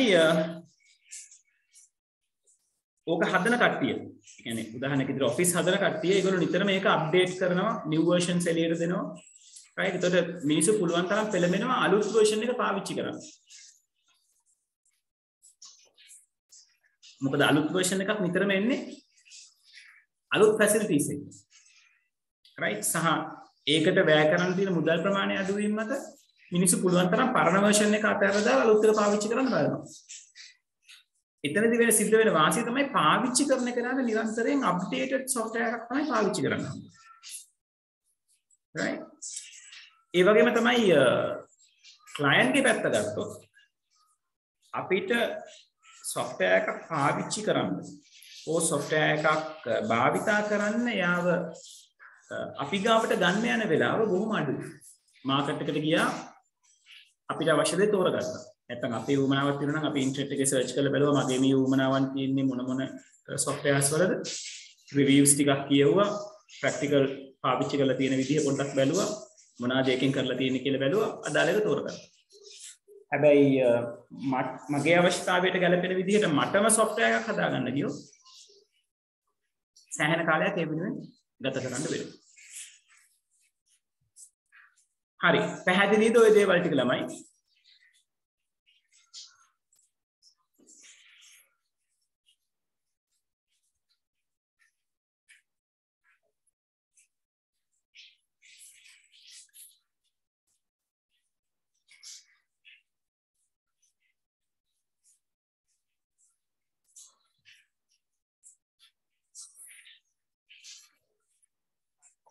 right. හරි. ඊළඟට කතා කරලා තියෙනවා පෙරණි පැකේජ් වල අවාසි. වාසි වගේම අවාසි පැත්තක් තියෙනවා. එකක් තමයි අර අපි කවදාවත් පාවිච්චි කරන්නේ නැති දේවල් වලටත් අපි මිලක් ගෙවලා තමයි අරගන්නේ. ඒ කියන්නේ දැන් කස්ටම් සොෆ්ට්වෙයාර් එකක් නම් ඒක ඇතුලේ අපි පාවිච්චි කළ යුතු දේවල් ටිකම විතරයි අපි අදාළ කෙනාට කියලා හදාගන්නේ. හැබැයි අර මම වර්ඩ් ගන්නකොට කිව්වා වගේ අපි කවදාවත් පාවිච්චි කරන්නේ නැති ටිකට සුළු වශයෙන් හෝ අපි ගෙවීමක් කරනවා. අපිට බෑනේ කවදාවත් මේ ටික අපි පාවිච්චි කරන්නේ නැහැ, ඒ ටික එපා, ඒ ටික නැතුව අපිට ගාණක් කියන්න කියලා තැනට එන්න බෑ. ඒකට ඒක එක අවාසියක්. right? ඊළඟට ඕකේ තියෙන සංකීර්ණ බව නිසා හැම කොටසක් ගැනම ඉගෙන ගන්න අපිට සැලකිය යුතු කාලයක් ගත වෙන්න පුළුවන්. right? ඒ කියන්නේ මේකේ තියෙන user friendly කම නිසා මූලික දේවල් වලට අපිට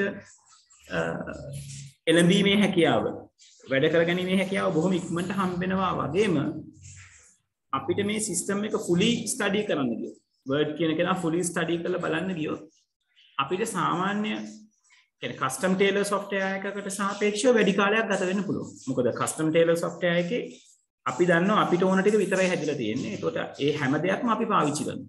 ඒ නිසා ඒව අමුතුවෙන් අපිට අධ්‍යයනය කරන්න දෙයක් නැහැ. නමුත් මෙතනදී දැන් ඔයගලන්ට මේ view කියන ටැබ් එකට අදාළව නැත්නම් mailing කියන ටැබ් එකට අදාළව දේවල් බලන්න කිව්වොත් මේ ගැන ඔයා ඉගෙන ගන්න ඕනේ. ඉගෙනගෙන තමයි ඔයාට ඒක පාවිච්චි කරන්න පුළුවන් වෙන්නේ. ඒක අවාසියක්. right? ඒ වගේම තමයි මෙතන හම්බෙන මේ ලොකුම අවාසිය තමයි දැන් මේ Word වගේ software එක නම් මේක තමයි බහ එහෙම ලොකුවට පේන්නේ නැහැ. right? ඒක අපි පොදුවේ document කරන්න පාවිච්චි කරන දෙයක්.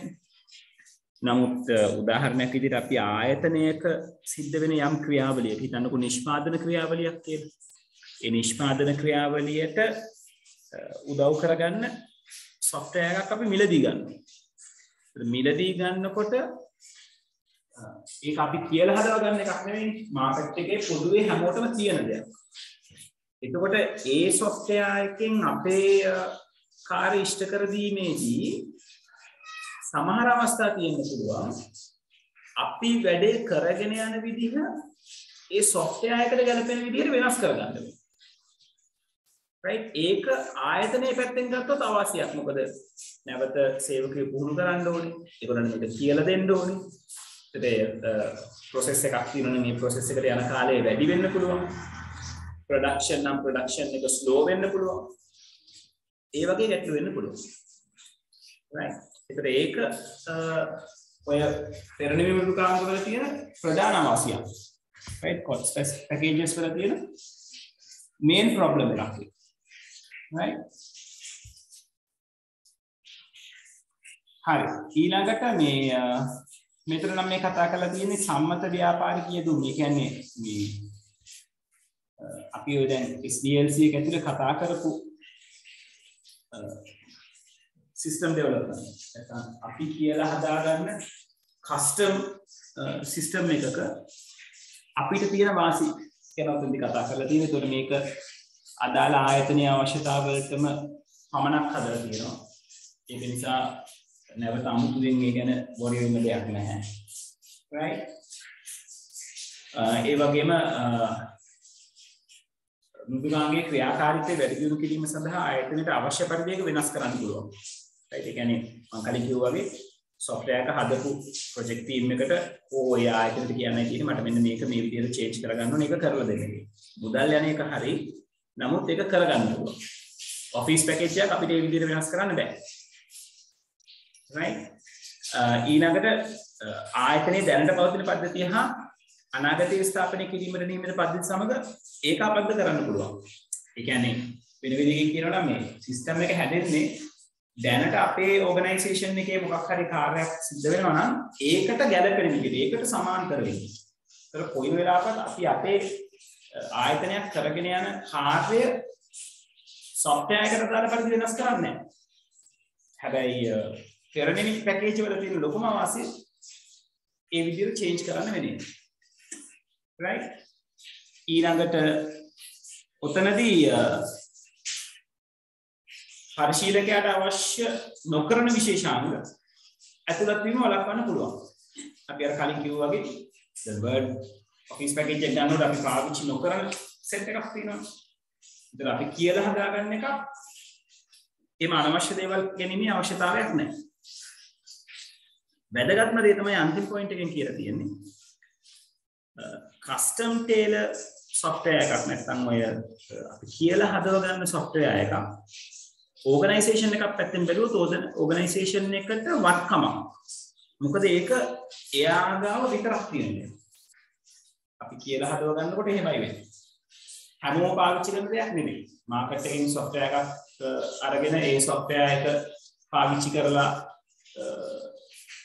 වැඩක් කරගෙන යන කෙනෙක්ගේ ආයතනයේ ඔය කියන වත්කම කියන ෆැක්ට් එක නැහැ. මොකද දැන් මම ආයතනයක් පවත්වගෙන යනකොට මම අරගන්න software එක මාකට් එකේ ගිහිලා තව කෙනෙකුට ගිහිලා ගන්න පුළුවන්. එතකොට එයා ගාවක් තියෙනවා මම ගාවක් තියෙනවා ලෝකේ තව ගොඩක් කට්ටිය ගාව තියෙන්න පුළුවන්. එතකොට ඒකේ විශේෂ වාසියක් ආයතනෙට හම්බෙන්නේ නැහැ. හැබැයි මේ custom made software එකක් කියලා කියන්නේ ආයතනයේ වත්කමක්. එයා ගාව විතරයි තියෙන්නේ. යම් කිසි ආයතනයක් යම් මොහොතකදී විකුණනවා නම් ඒ software එකට නැත්නම් ඒ system එකට බරතැබීමක් කරලා මුදල් නියම කිරීමක් කරලා මිලක් නියම කරලා විකිණීමේ හැකියාව තියෙනවා. ඕවයි අවාසි විදියට අපිට දකින්න හම්බෙන්නේ බොහොම අඩු ප්‍රමාණයක්. එකක් තමයි ලොකු පිරිවැයක් කරන්න සිද්ධ වෙනවා. මොකද ඒක අපිටම අපි වෙනුවෙන්ම හැදෙන දෙයක් නිසා තනි පුද්ගලයෙක් හෝ තනි ආයතනයක් වෙනුවෙන් හැදෙන දෙයක් නිසා ඒ ආයතනයට සම්පූර්ණ මුදලම වැය කරන්න වෙනවා, වේදම් කරන්න වෙනවා. සහ කාලය මොනවාද? කොට්ස් පැකේජ් එකක් වගේ නෙවෙයි. සිස්ටම් එක හදලා ඉවර වෙනකන් සෑහෙන කාලයක් බලාගෙන ඉන්න සිද්ධ වෙනවා. right? ඒත් ඔය දේවල් අපිට අවාසි විදිහට කතා කරන්න පුළුවන්. හරි. ඊළඟට කතා බහ කරලා තියෙනවා මේ business process. මේ business process කියන එක ගැන කතා කරන්න තියෙන්නේ ඔක තමයි පාඩමේ අන්තිම දේවල් ටික. අර අපි code system කතා කරනකොට කතා කරානේ මේ ගැටලුවක් තියෙනවා කියලා. මේ පෙරනිමි පැකේජ් එකක් නැත්නම් code system එකක් ගන්නකොට ආයතනයේ තියෙන business process එක ව්‍යාපාර ක්‍රියාවලිය software එකකට ගැලපෙන විදිහට වෙනස් කිරීමේ අවශ්‍යතාවයක් වෙනවා කියලා මම කිව්වා. එතකොට ආයතනයක තියෙන ක්‍රියාවලිය සම්පූර්ණයෙන්ම වෙනස් කරලා software එකකට ගැලපෙන තත්ත්වයකට වෙනස් කිරීම ආයතනයේ පැත්තෙන් ලොකුවට පාඩු දෙන තත්ත්වයක් නැත්නම් ආයතනයේ බංකොලොත් වෙන තත්ත්වයක් වෙන්නත් පුළුවන්. ඒක නිසා මුලින් අඳුන ගන්න ඕනේ ආයතනයේ ඒ ක්‍රියාවලිය මොන විදිහටද සිද්ධ වෙන්නේ කියලා. right? ඒතර ව්‍යාපාර ක්‍රියාවලියක් කියලා කියන්නේ මේ ආයතනයක ඒගොල්ලන්ගේ යම් අරමුණක් තියෙනවා. ඒ අරමුණ ඉෂ්ට කරගන්න ආයතනය තුළ සිද්ධ වෙන ක්‍රියාදාමයක්. right? බැංකුවක් ගත්තොත් නැත්නම් සාමාන්‍ය ව්‍යාපාර ගත්තොත් ඒගොල්ලන්ගේ පොදු අරමුණ වෙන්නේ ලාභ ඉපීම. එතකොට ආයතනයක ලාභ ඉපීම සඳහා කරන ක්‍රියාවලිය. ඒක තමයි අපි කියන්නේ business processes කියන්නේ. right? ඒක ආයතනින් ආයතනයට වෙනස් වෙන්න පුළුවන්. බැංකුවක් අරගත්තොත් මූල්‍ය ශේෂ්ත්‍රයට අදාළව තමයි ඒගොල්ලන්ගේ කාර්යයන් සිද්ධ වෙන්නේ. සිල්ලර කඩයක් ගත්තොත් එදිනෙදා පාරිභෝගිකයා භාවිතා කරන භාණ්ඩ විකිණීමට අදාළව තියෙන ක්‍රියාවලිය සිද්ධ වෙනවා. ගමනාගමන පද්ධතියක් ගත්තොත් ඒ ගමනාගමනට ආශ්‍රිතව වෙන සේවාවන් සපයලා ඒකෙන් ලාභයක් ලබන්නේ කොහොමද කියන ආකාරයේ ක්‍රියාවලිය තමයි සිද්ධ වෙන්නේ. ඒ වගේ මේ business process එකක් කියලා කියන්නේ එහෙම දෙයකට. right? එතකොට මේ business processes model කරනවා කියලා කියන්නේ මේක අදාළ වෙන්නේ ඒ business process එක analyze කරන කට්ටිය. right? දැන් මේ අපි හිමින් එන්නේ අර code system එකක් ගත්තම ඒකේ තියෙන වෙනස්කම් business process එකත් එක්ක match කරගන්නේ කොහොමද කියන එක. දැන් ආයතනයකට සිද්ධ වුණොත් cost package එකක් මිලදී අරගෙන ඒක ආයතනයට එකතු කරගන්න ආයතනයේ තියෙන business process එක මුලින්ම ආයතනේ model කරගන්න ඕනේ. මොන විදිහටද මේ ක්‍රියාවලිය සිද්ධ වෙන්නේ කියන එක ගැන සම්පූර්ණ චිත්‍රයක් ඒගොල්ලෝ දකින්න ඕනේ. right? එතකොට එහෙම මොඩල් කරගත්තම තමයි මේ ෆ්ලෝ එක කොහොමද වෙන්නේ, පටන් ගන්නෙ කොතනින්ද, ඉවර වෙන්නේ කොතනින්ද, මැද කොහොමද සිද්ධ වෙන්නේ, හිර වෙන තැන් මොනවද, තව කාර්යක්ෂම කරන්න පුළුවන් තැන් මොනවාද කියන එක ගැන හරියට දැක ගන්න පුළුවන්. right? එතකොට ඔය ආකෘතිකරණය කියන එක අපිට ඇත්තටම වමනා වෙනවා උනේ පහළ කියන වැඩ ටිකට. right? වැඩ කිරීමේ වර්තමාන ආකාරය පිළිබඳ අවබෝධය හා විශ්ලේෂණය කරගන්න. ප්‍රතිනිර්මාණය කිරීම හා වැඩි දියුණු කිරීම මොඩිෆිකේෂන්ස් කරගන්න ගියාම වැඩ කිරීමේ සම්මත ආකාර ගොඩනැගීම හා ගොඩනගන තැන් වලට ආකෘතිය යොදා ගන්න පුළුවන් වෙන එක. කියන්නේ මේ වැඩ කොහොමද හරියට සිද්ධ වෙන්නේ කියන එක ගැන මොඩල් කරගන්න පුළුවන්. නව සේවාදායකයන් පුහුණු කරන්න හැකි වෙයි.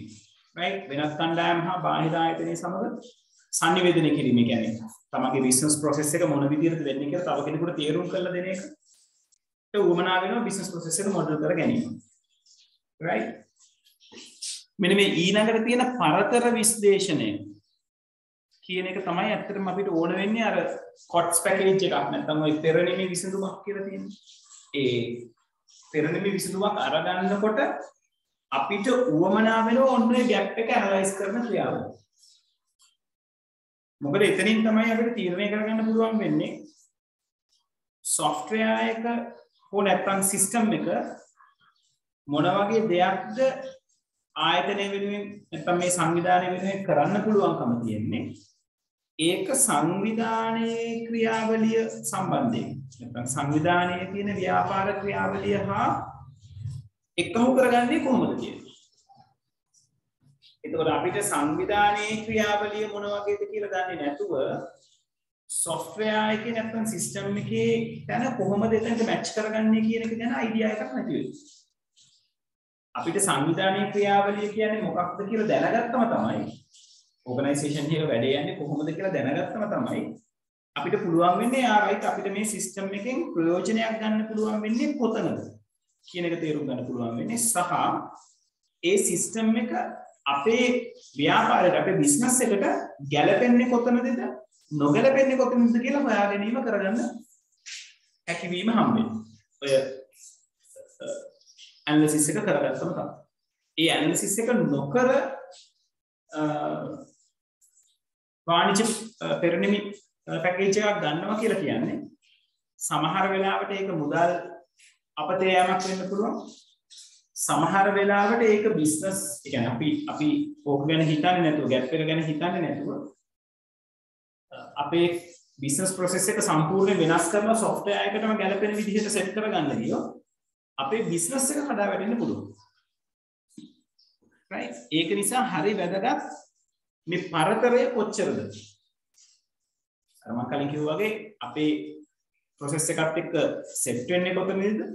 සෙට් නොවෙන්නේ කොතනද කියන එක හඳුනා ගැනීම. ඒක තමයි ඔය ગેප් එක විශ්ලේෂණය කරගන්නවා කියලා කියන්නේ. හරි පරතරය විශ්ලේෂණය කරගන්නවා කියලා කියන්නේ. ඒ පරතරය විශ්ලේෂණය කරගත්තම ඊළඟට තියෙන දේ තමයි අපේ බිස්නස් ප්‍රොසෙස් එක මේ අදාළ software එක නැත්නම් system එකත් එක්ක map කරගන්න එක. map කරනවා කියලා කියන්නේ පැහැදිලිවම අපේ බිස්නස් ප්‍රොසෙස් එක එකක් පෙරනිමි පැකේජ් එක අපේ බිස්නස් ප්‍රොසෙස් එකටම ගැලපෙන ආකාරයට නෙවෙයි හැදිලා තියෙන්නේ. එතන ગેප් එක ෆිල් කරනකොට අපිට බලන්න වෙනවා ગેප් එක ෆිල් කරන්නේ කොහොමද? right? ඒ අන්නේ ગેප් එක ෆිල් කිරීම නැත්නම් ඒක කරන්නේ කොහොමද කියන එක තමයි අපි ඔය කියන්නේ මැප් කරනවා කියන්නේ. ඒක සමහර වෙලාවට අපේ බිස්නස් ප්‍රොසෙස් එක යම් ප්‍රමාණයකින් වෙනස් කරන්න වෙන අවස්ථා තියෙන්න පුළුවන්. ඒකට ගැලපෙන විදිහට software එක fix කරගන්නවා වෙන්න පුළුවන්. ඒ කියන්නේ දෙගොල්ලම මැද තැනකට එනවා. software එකේ තියෙන customization වලින් software එක යම් ප්‍රමාණයකට වෙනස් කරගන්නවා. අපේ බිස්නස් ප්‍රොසෙස් එකත් යම් ප්‍රමාණයකට වෙනස් කරලා මැද තැනකට ඇවිල්ලා එතනින් වැඩේ කරගෙන යනවා. සමහර අවස්ථාවන් වෙනවා software එක හෝ system එක ඒ තරම් අපිට customize කරගන්න බැහැ. ඒක නිසා අපේ බිස්නස් ප්‍රොසෙස් එක අපි වෙනස් කරනවා software එකෙන් ප්‍රයෝජනයක් ගන්න පුළුවන් වෙන විදිහට. එතකොට ඒක කරන්න ඕනේ අවබෝධයකින්. ඒක නිසි අවබෝධයක් නැතුව බිස්නස් ප්‍රොසෙස් එක වෙනස් කරොත් එහෙම වෙන්නේ සමහර විට ඔයාගේ ව්‍යාපාරයේ යන ක්‍රියාවලිය අඩපණ වෙලා ව්‍යාපාරයේ හරියට ෆන්ක්ෂන් නොවෙන්න පුළුවන්. right? ඔන්න ඔය දේවල් ටික අපිට වමනා වෙනවා බිස්නස් ප්‍රොසෙස් එකක් මැප් කරගන්නකොට. right?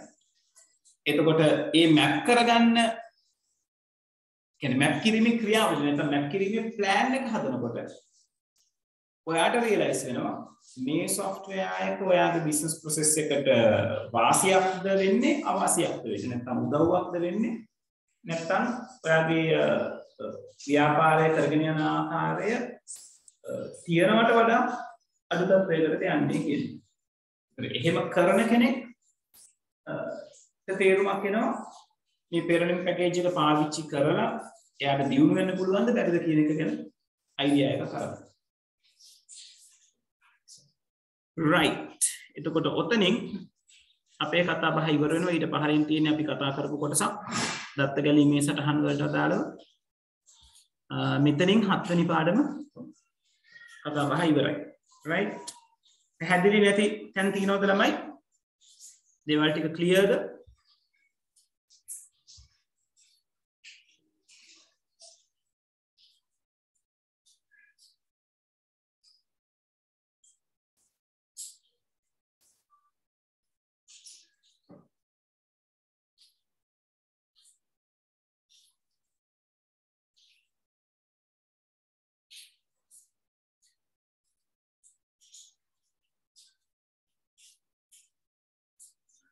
ඔවුලමයි right. හරි. එතකොට ඕගලන්ට පාඩම ඇතුලේ මේන්ලි ફોකස් කරන්න තියෙන්නේ DFD එක අඳින තැනට. right. ඒක ගැන ඕගලන්ට අයිඩියා එකක් තියෙනවා. ඊට පස්සේ ඕගලන්ට සිද්ධ වෙනවා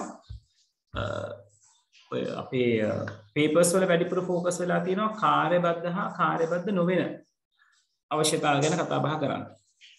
right. එතකොට අන්න එතනට ඊළඟට ફોකස් කරගන්න ඕනේ. right. දැන් අපි ඔය මොඩල්ස් ගැන කතා බහ කරාට මොඩල්ස් ගැන ලොකුවට ප්‍රශ්න ඔයගලන්ට හම්බෙන්නේ නැහැ පාස් පේපර්ස් කරනකොට. right. හරි. තව පොඩි වෙලාවක් තියෙන නිසා අපි MCQ සෙට් එකක් තියෙනවා. ඒක ටක් ගාලා සාකච්ඡා කරමු. එතකොට අපිට ඒ වෙලාවෙන් පොඩි ප්‍රයෝජනයක් ගන්න පුළුවන්. එතකොට ඊළඟ සතිය ළමයි මතක තියාගන්න ෆිසිකල් ක්ලාස් එක පටන් ගන්න අලුත් පාඩමකින්. right. ඒක නිසා ලෑස්ති වෙලා එන්න. මම ටියුට්ස් ටික ලෑස්ති කරලා තියන්න. right. මම අනිත් අයට පණිවිඩය දාන්නම්. right. හරි. විනාඩියක් ඉන්න මම questions ටික අරගන්න ඕනේ.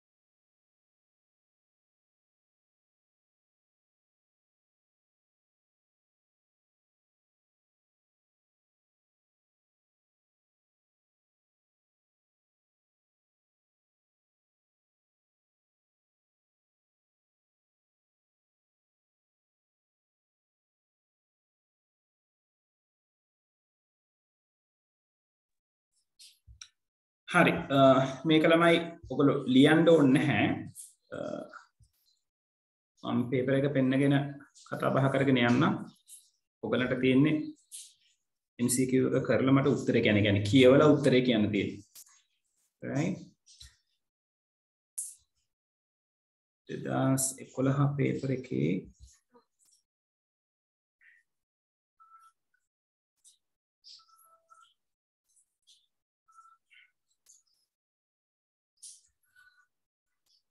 ඔව් 10 වෙනි ප්‍රශ්නේ පැහැදිලි නේද?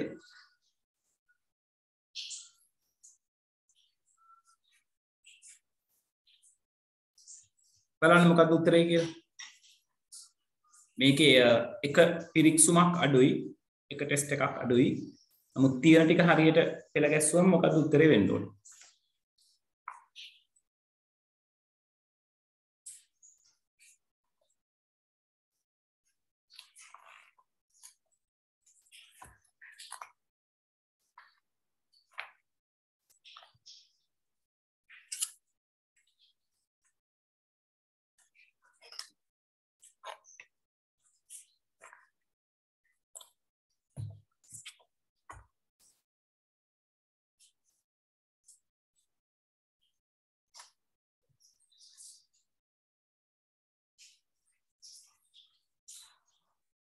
ඔව් ඔයගලගේ පොතේ පෙරලා බලන්න පුළුවන්. ඔකට අදාළව කර තියෙනවා.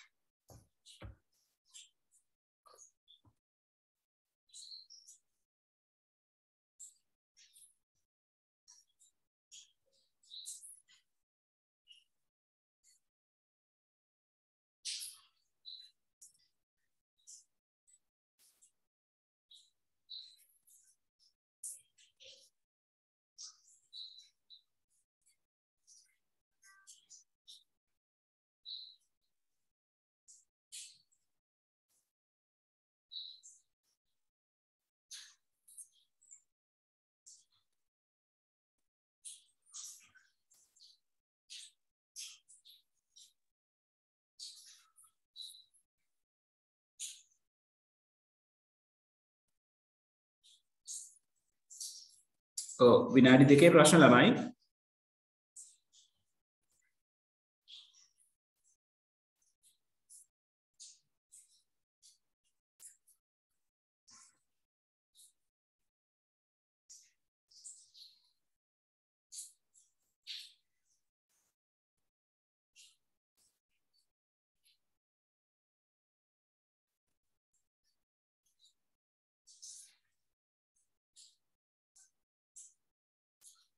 ඔව් ළමයි මොකක්ද උත්තරේ එන්න ඕනේ?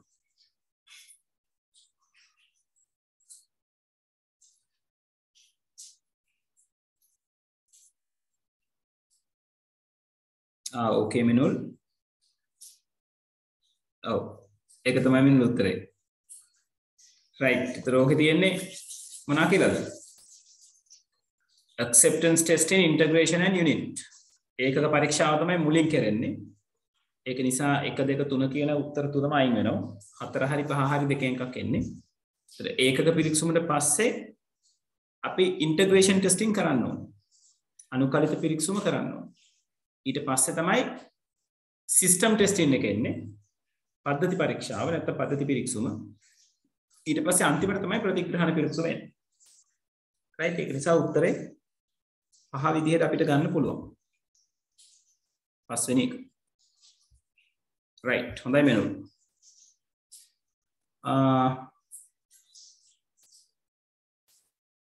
right 11 12 කියන දෙකම try කරන්න බලන්න. 11 නම් හරි ලේසි ප්‍රශ්නයක්.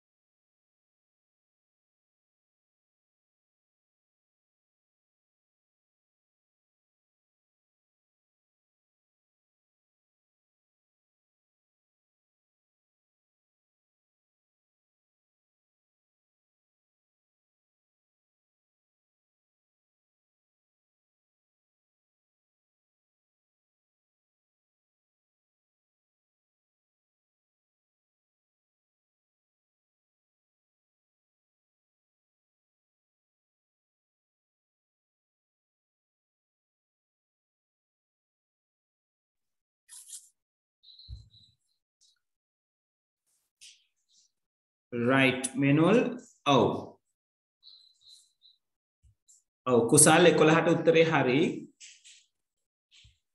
12ට උත්තරේ ඔව් 12ට උත්තරේ හරි කුසල් හොඳයි බොහොම හොඳයි ඔව් ඒතර මේක අහලා දෙන්නේ පහත දැක්වෙන ඒවා අතුරින් පද්ධති වර්ගීකරණයක් වන්නේ අපි මුලින්ම කතා කරනවා නේද පද්ධති වර්ගීකරණය අපිට කරන්න පුළුවන් විවෘත සංවෘත කියලා කරන්න පුළුවන් ඊළඟට man made and natural මිනිසා විසින් නිෂ්පාදනය කරන ලද සහ ස්වභාවික කියලා හදන්න පුළුවන් ඊළඟට ගන්න පුළුවන් living and physical සජීවී සහ අජීවී right කියලා වෙන් කරන්න පුළුවන්. ඒතර මේකේ තියෙන්නේ තුන්වෙනි එක විවෘත හා සංවෘත කියන පැත්ත. right ඊළඟට 12 අහලා තියෙනවා බැංකු පද්ධතියක්. වඩාත්ම හොඳින් සැලකිය හැක්කේ.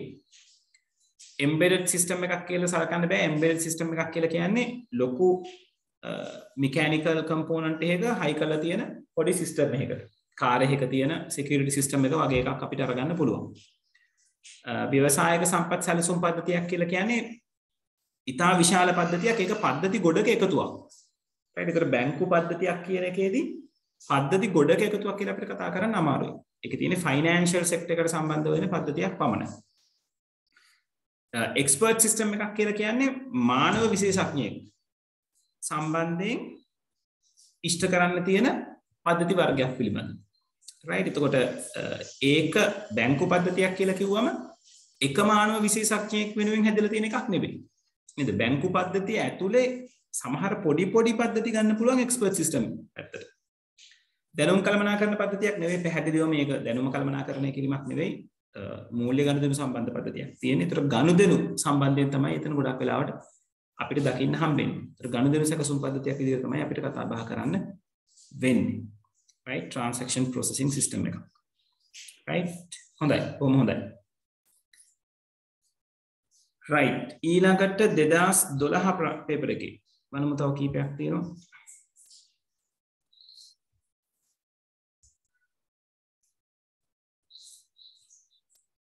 එතකොට සාමාන්‍යයෙන් පේපර් එක අරගත්තම ওই විදිහට ප්‍රශ්න දෙක තුනක් සමහර අවුරුදු වල ප්‍රශ්න පහක් විතර ඇහිලා තියෙනවා සිස්ටම් සම්බන්ධයෙන්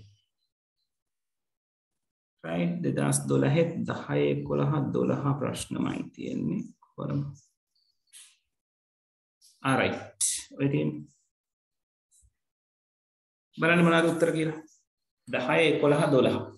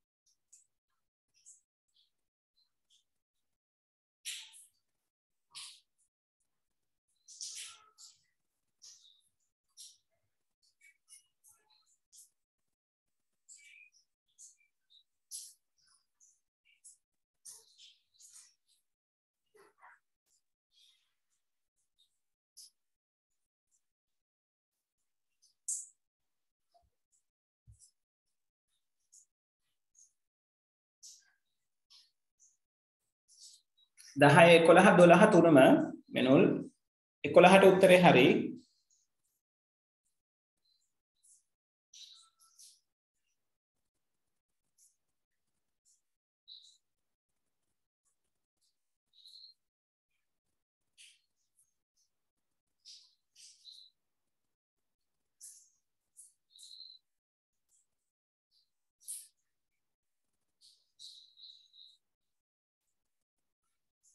ඔව් 10ට උත්තරේ හරි මෙනුල්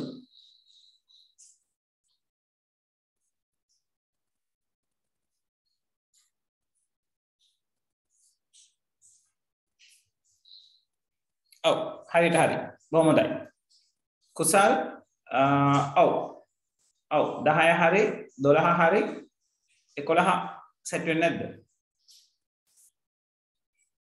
right අපි කතා කරමු දිල්ෂාන් ඊළඟට තරිඳු මොකද අත්තේ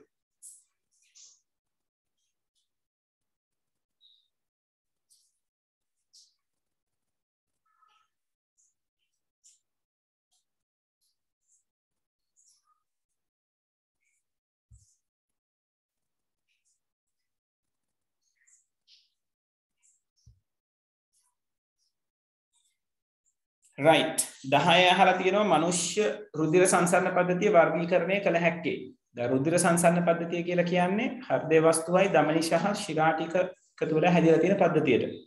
ඒකට ඒවා පිටතට විවෘත නැහැ. ඒ කියන්නේ රුධිරය හෘද වස්තුව හරහා ධමනි ඔස්සේ ගිහිල්ලා ශිරා ඔස්සේ නැවත හෘද වස්තුවට පැමිණෙනවා. right එතකොට ලේ තියෙන්නේ මොනවද? ඒ රුධිරය ටික ධමනි සහ ශිරා ඇතුලේ තමයි කරකැවෙන එක සිද්ධ වෙන්නේ. හෘද වස්තුවත් පාවිච්චි කරගෙන. එතකොට ඒ ටිකෙන් පිටට මුකුත් යන්නේත් නැහැ. පිටින් සමහර දේවල් අරගන්නවා. නමුත් බොහොම සීමිතයි. right රුධිරයේ සංසරණය වෙන එක සම්බන්ධයෙන් ඉන්පුට් එකක් ඒගොල්ලන්ට ගන්නේ නැහැ. right එතකොට ඒක සංවෘත පද්ධතියක් ඒක නිසා බාහිර පරිසරයත් එක්ක යාගේ පරිසරයත් එක්ක ඉන්ටරැක්ෂන්ස් ගොඩාක් අඩුයි. ඒ වගේම ස්වභාවික පද්ධතිය. ඒ කියන්නේ පළවෙනි එක. right ඊළඟට ජංගම දුරකථනයක කාර්යබද්ධ නොවන අවශ්‍යතාවක්. හොඳින්ම විස්තර කරන්නේ පාත් සඳහන් කවරක් මගින්ද? දැන් කාර්යබද්ධ නොවන අවශ්‍යතාවක් කියලා කියන්නේ දැන් කාර්යබද්ධ අවශ්‍යතාවන් කියලා කියන්නේ මොනවද? පරිශීලකයා පද්ධතියෙන් බලාපොරොත්තු වෙන දේවල්. නැත්තම් පද්ධතිය පරිශීලකයාට ලබා දීමට නියමිත දේවල්. කාර්යබද්ධ නොවන අවශ්‍යතාව කියලා කියන්නේ කාර්ය කිරීම සම්බන්ධයෙන් අදාළ නොවන හැබැයි කාර්ය කිරීම සඳහා උදව් වෙන. right වෙන දෙයකින් කියනවා කොයිතරම් හොඳින් අදාළ කාර්ය කරගන්නවාද කියන වැඩේට උදව් වෙන සාධක තමයි කාර්යබද්ධ නොවන කියලා කියන්නේ. ඒක කෙටි පණිවිඩයක් කියවීම මොබයිල් ෆෝන් එකකින් බලාපොරොත්තු වෙන දෙයක්. ඒ නිසා යා කාර්යබද්ධ අවශ්‍යතාවයක්. දුරකථන ඇමතුමක් ලැබීම ෆෝන් එකෙන් බලාපොරොත්තු වෙන දෙයක්. පරිශීලකයා කාර්යබද්ධ අවශ්‍යතාවයක්. සම්බන්ධ අයගේ ලේඛනයෙන් අංකයක් තෝරා ගැනීම contact list එකෙන් අංකයක් තෝරා ගැනීම බලාපොරොත්තු වෙන දෙයක්. දුරකථන ඇමතුමක් ලබා දීමත් බලාපොරොත්තු වෙන සේවාවක්. බැටරිය සඳහා අවුරුද්දක වගකීම් කාලයක් තිබීම ඒකත් ෆෝන් එකක් සම්බන්ධයෙන් බලාපොරොත්තු වෙන දෙයක් තමයි. හැබැයි ෆෝන් එකෙන් අපි බලාපොරොත්තු වෙන කාර්යය නැත්නම් අරමුණ කියන එක ඉටු කර ගැනීම සඳහා ඩිරෙක්ට් සම්බන්ධ වෙන කෙනෙක් නෙවෙයි. ඒ කියන්නේ වගකීම් කාලය කියන එක අදාළ වෙන්නේ නැහැනේ අපි ඔය උඩ කතා කරපු දේවල් ටික සිද්ධ කරන්නේ. කෙටි පණිවිඩය යවන්න, ඇමතුමක් ලබා ගන්න, contact list එකේ නම්බර් එකක් තෝරගන්න, කෝල් එකක් ගන්න කියන එකට වගකීම් කාලය කියන එක උවමනා වෙන්නේ නැහැ. ඒ කියන්නේ අපි යෝගෙන් අරගන්නේ sannivedanaya කියන එකනේ. sannivedanayට අදාළ වෙන්නේ නැහැ වගකීම් කාලය කියන්නේ මොකක්ද කියලා. හැබැයි sannivedanaya දීර්ඝ කාලයක් පවත්වාගෙන යන්න නැත්නම් ඩිවයිස් එකේ තියෙන විශ්වාසවන්තභාවය වැඩි කරගන්න අපිට වගකීම් කාලය කියන එක වැදගත් වෙනවා. ඒක නිසා 11ට ගන්න පුළුවන් 5 කාර්යබද්ධ නොවන අවශ්‍යතාවක් විදිහට. ඊළඟට අහලා තියෙනවා ඉලෙක්ට්‍රොනික සේදුම් යන්ත්‍රයක් වඩාත් හොඳින් සැලකිය හැක්කේ කුමන පද්ධතියක් විදිහටද කියලා. තොරතුරු පද්ධතියක් විදිහට අපිට අරගන්න බෑ. මොකද වොෂින් මැෂින් එක data දුන්නම information කරලා දෙන්නේ නැහැ අපිට. ඒක data store කරගන්නේ මොකුත් කරන්නේ නැහැ. ඒ නිසා තොරතුරු පද්ධතියක් නෙවෙයි. විශේෂඥ පද්ධතියක් නෙවෙයි. මොකද රෙදි හොදනවා කියන එක විශේෂඥතාවක් නෙවෙයි. ඒක හැමෝටම පුළුවන් දෙයක්. ඒක නිසා හැමෝටම පුළුවන් දේ පද්ධතියකින් කරනකොට ඒක expert system එකක් වෙන්නේ නැහැ. expert system එකක් කිව්වම සාමාන්‍යයෙන් artificial intelligence කියන එකක් ඔතනට බලපානවා. ඒකට ඒ සම්බන්ධ නැහැ ඒක. කළමනාකරන උපකාරක පද්ධතියක් management supportive system එකක්. ඒක ගන්න බෑ නේද? අපිට management supportive system අපිට දෙයක් management supportive system එකකින් අපිට උවමනා වෙනවා ආයතනයක් සම්බන්ධයෙන් තියෙන තීරණ ගන්න. washing machine එකකට ඒක අවශ්‍ය වෙන්නේ නැහැ. ගණදුණු සැකසුම් පද්ධතියක් transaction processing system ආයත ඒක නෙවෙයි නේද? transaction එකක් ඔතන සිද්ධ වෙන්නේ නැහැ. transaction කියලා කිව්වම අපි කතා කරේ ආයතනයක් සම්බන්ධයෙන් තියෙන ගනුදෙනු නේද? පරිණඩි ගෙවීම සේවකයන් සේවයට බඳවා ගැනීම right ඔය වගේ දේවල්. එතකොට ඉතිරි වෙන උත්තරේ තමයි ස්වයංක්‍රීය පද්ධතියක් කියන එක. right දෙවෙනි එක තමයි එතකොට ඒකට උත්තරේ වෙන්නේ. හරි. 2013 සෙට් එකක් තියෙනවා ඒක කරලා අපි සෙෂන් එක නතර කරමු. 2013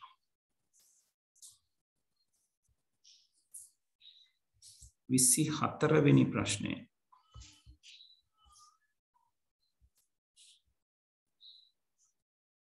right 24 25 කියන්න බලන්න උත්තර. හැමෝම try කරන්න. දිල්ෂාන් තරිඳු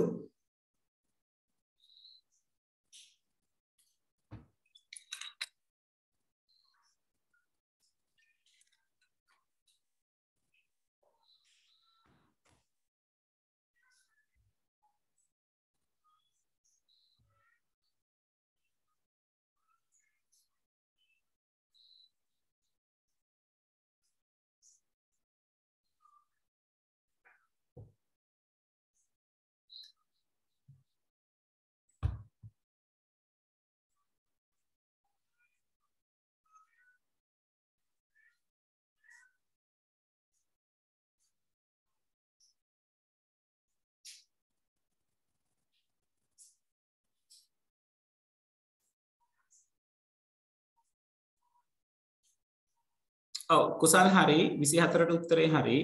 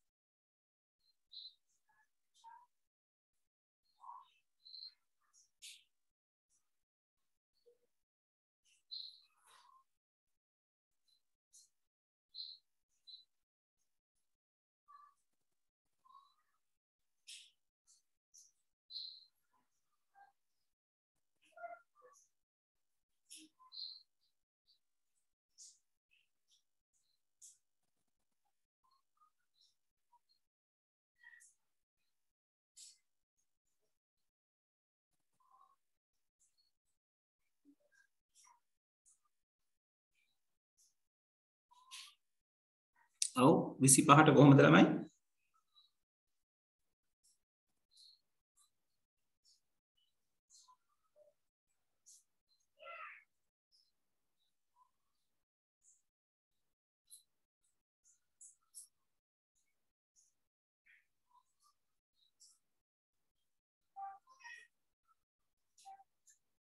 නෑ කුසල් ඒක නෙවෙයි.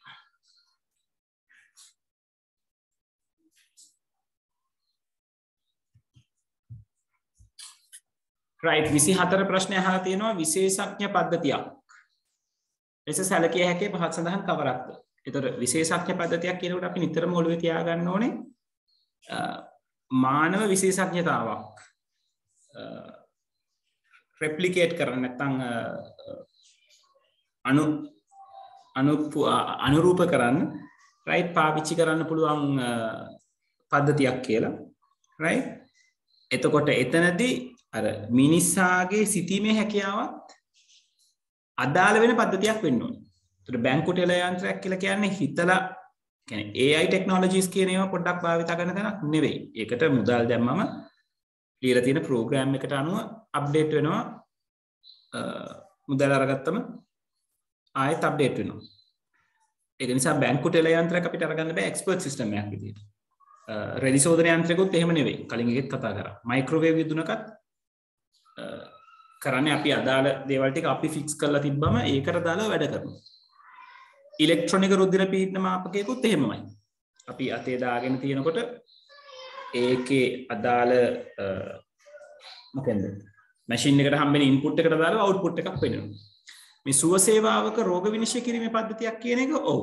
එතකොට එතනදි වෙන්නේ රෝගියා ඇවිල්ලා තමන්ගේ රෝග ලක්ෂණ කියනකොට yes Susu I didn't see that. I'll come to help you. Give me 2 minutes. Right? එතකොට සුව සේවා දෙන එකක වෙන්නේ රෝගියා ඇවිල්ලා තමන්ගේ ලෙඩේ ගැන කිව්වම ඒක අහන් ඉඳලා තීරණය කරනවා. ඔයාට මොකද්ද තියෙන ලෙඩේ කියලා. ඒතකොට ඒක වෛද්‍යවරයෙකුගේ සතු ඥානය සම්බන්ධයෙන් නේද? දැනුම සම්බන්ධයෙන් පාවිච්චි කරලා එයා හිතලා එයාගේ තියෙන එක්ස්පීරියන්ස් එක පාවිච්චි කරලා සිද්ධ කරන දෙයක්. ඒතර ඒක තමයි අපිට අරගන්න වෙන උත්තරය. 25 අහනවා ක්‍රමලේඛයක අභ්‍යන්තර ක්‍රියාකාරීත්වය සලකා බලන පරීක්ෂණ උපක්‍රමය. ටෙස්ටිං ස්ට්‍රැටජි එක නැත්නම් ටෙක්නික් එක. right? එතකොට ඕක 3 4 5 කියන තුන් දෙනාම අයින් වෙනවා. ඒගොල්ලෝ ටෙස්ටිං ස්ට්‍රැටජිස් නැත්නම් ටෙස්ටිං ටෙක්නික්ස් නෙවෙයි. ඒගොල්ලෝ ටෙස්ටිං මෙතඩ්ස් නැත්නම් ටෙස්ටිං පේසස් පියවරයන් විදිහට කරන ඒවා. අනුකලන ඇක්සෙප්ටන්ස් ඊළඟට ඒකක පරීක්ෂණය කියන ඒවා. මුලින්ම ඒකක පරීක්ෂණය ඊළඟට අනුකලිත පරීක්ෂණය නැත්නම් අනුකලන පරීක්ෂණය සහ පද්ධති පරීක්ෂණය. ටෙස්ටිං ස්ට්‍රැටජිස් කියලා අපි කතා කරන්නේ බ්ලැක් බොක්ස් එකයි වයිට් බොක්ස් එකයි. ඒකේ ක්‍රමලේඛයක අභ්‍යන්තර ක්‍රියාකාරීත්වය පේන්නේ වයිට් බොක්ස් එකේ. මතකනේ මම වයිට් බොක්ස් කියනකොට ඒකට තව නම් කිව්වා ග්ලාස් බොක්ස් කියලා කියනවා. right? ඒ කියන්නේ ඉන්පුට් එක දැම්මම ඇතුලේ මොකද්ද වෙන්නේ කියලා පේන හෝ තේරුම් ගත හැකි ඊට පස්සේ අයිකට දාලා අවුට්පුට් එක මොකක්ද කියලා ටෙස්ට් කිරීම තමයි වයිට් බොක්ස් ටෙක්නික් එක කියලා කියන්නේ. ඉන්පුට් එක දෙනවා ඉන්පුට් එකට ඇතුලේ සිද්ධ වෙන්නේ මොකක්ද කියන එක තේරුම් ගන්න පුළුවන් කෙනෙක් ඉන්නවා. අවුට්පුට් එක ඒකට අදාළ වෙනවද කියලා බලනවා. ඒවට තමයි අපි වයිට් බොක්ස් කියලා කියන්නේ. බ්ලැක් බොක්ස් එකේ ඒක වෙන්නේ නැහැ. බ්ලැක් බොක්ස් එකේ වෙන්නේ ඉන්පුට් එක දීලා එක්ස්පෙක්ටඩ් අවුට්පුට් එකක් තියෙනවා. අපි කැල්කියුලේටර් එක චෙක් කරනවා. 3 එකතු කිරීම 2 කියලා දුන්නම 5 කියලා එනවා කියලා අපි දන්නවා. හැබැයි ඇතුලේ කොහොමද මේ වැඩේ වෙන්නේ කියලා අපි දන්නේ නැහැ. ඒතර 5 ආවොත් ටෙස්ට් එක පාස්, 5 ආවේ නැති වුණොත් ටෙස්ට් එක ෆේල්. right? ඒක නිසා ඕකට උත්තරේ වෙන්නේ white box testing. ශ්වේත මංජුසා පරීක්ෂණය. right? හරි. එහෙමනම් ළමයි අදට මම මෙතනින් සෙෂන් එක නතර කරනවා. ඊළඟ සතියේ ෆිසිකල් ක්ලාසස් තියෙන්නේ. ඒක නිසා එන්න හැමෝම මම ගෲප් එකකට මෙසේජ් එකක් දාන්න. ලබන සතියේ අපි අලුත් පාඩම පටන් ගන්නවා. right? ඒක නිසා ඒකට ලෑස්ති පිට 3:00 එන්න පුළුවන් නේද? හැමෝම එහෙනම් 3:00 වෙද්දී ඇවිල්ලා ඉන්න. right? right, okay. හරි. ගිහින් එන්න එහෙනම්. හැමෝටම good night.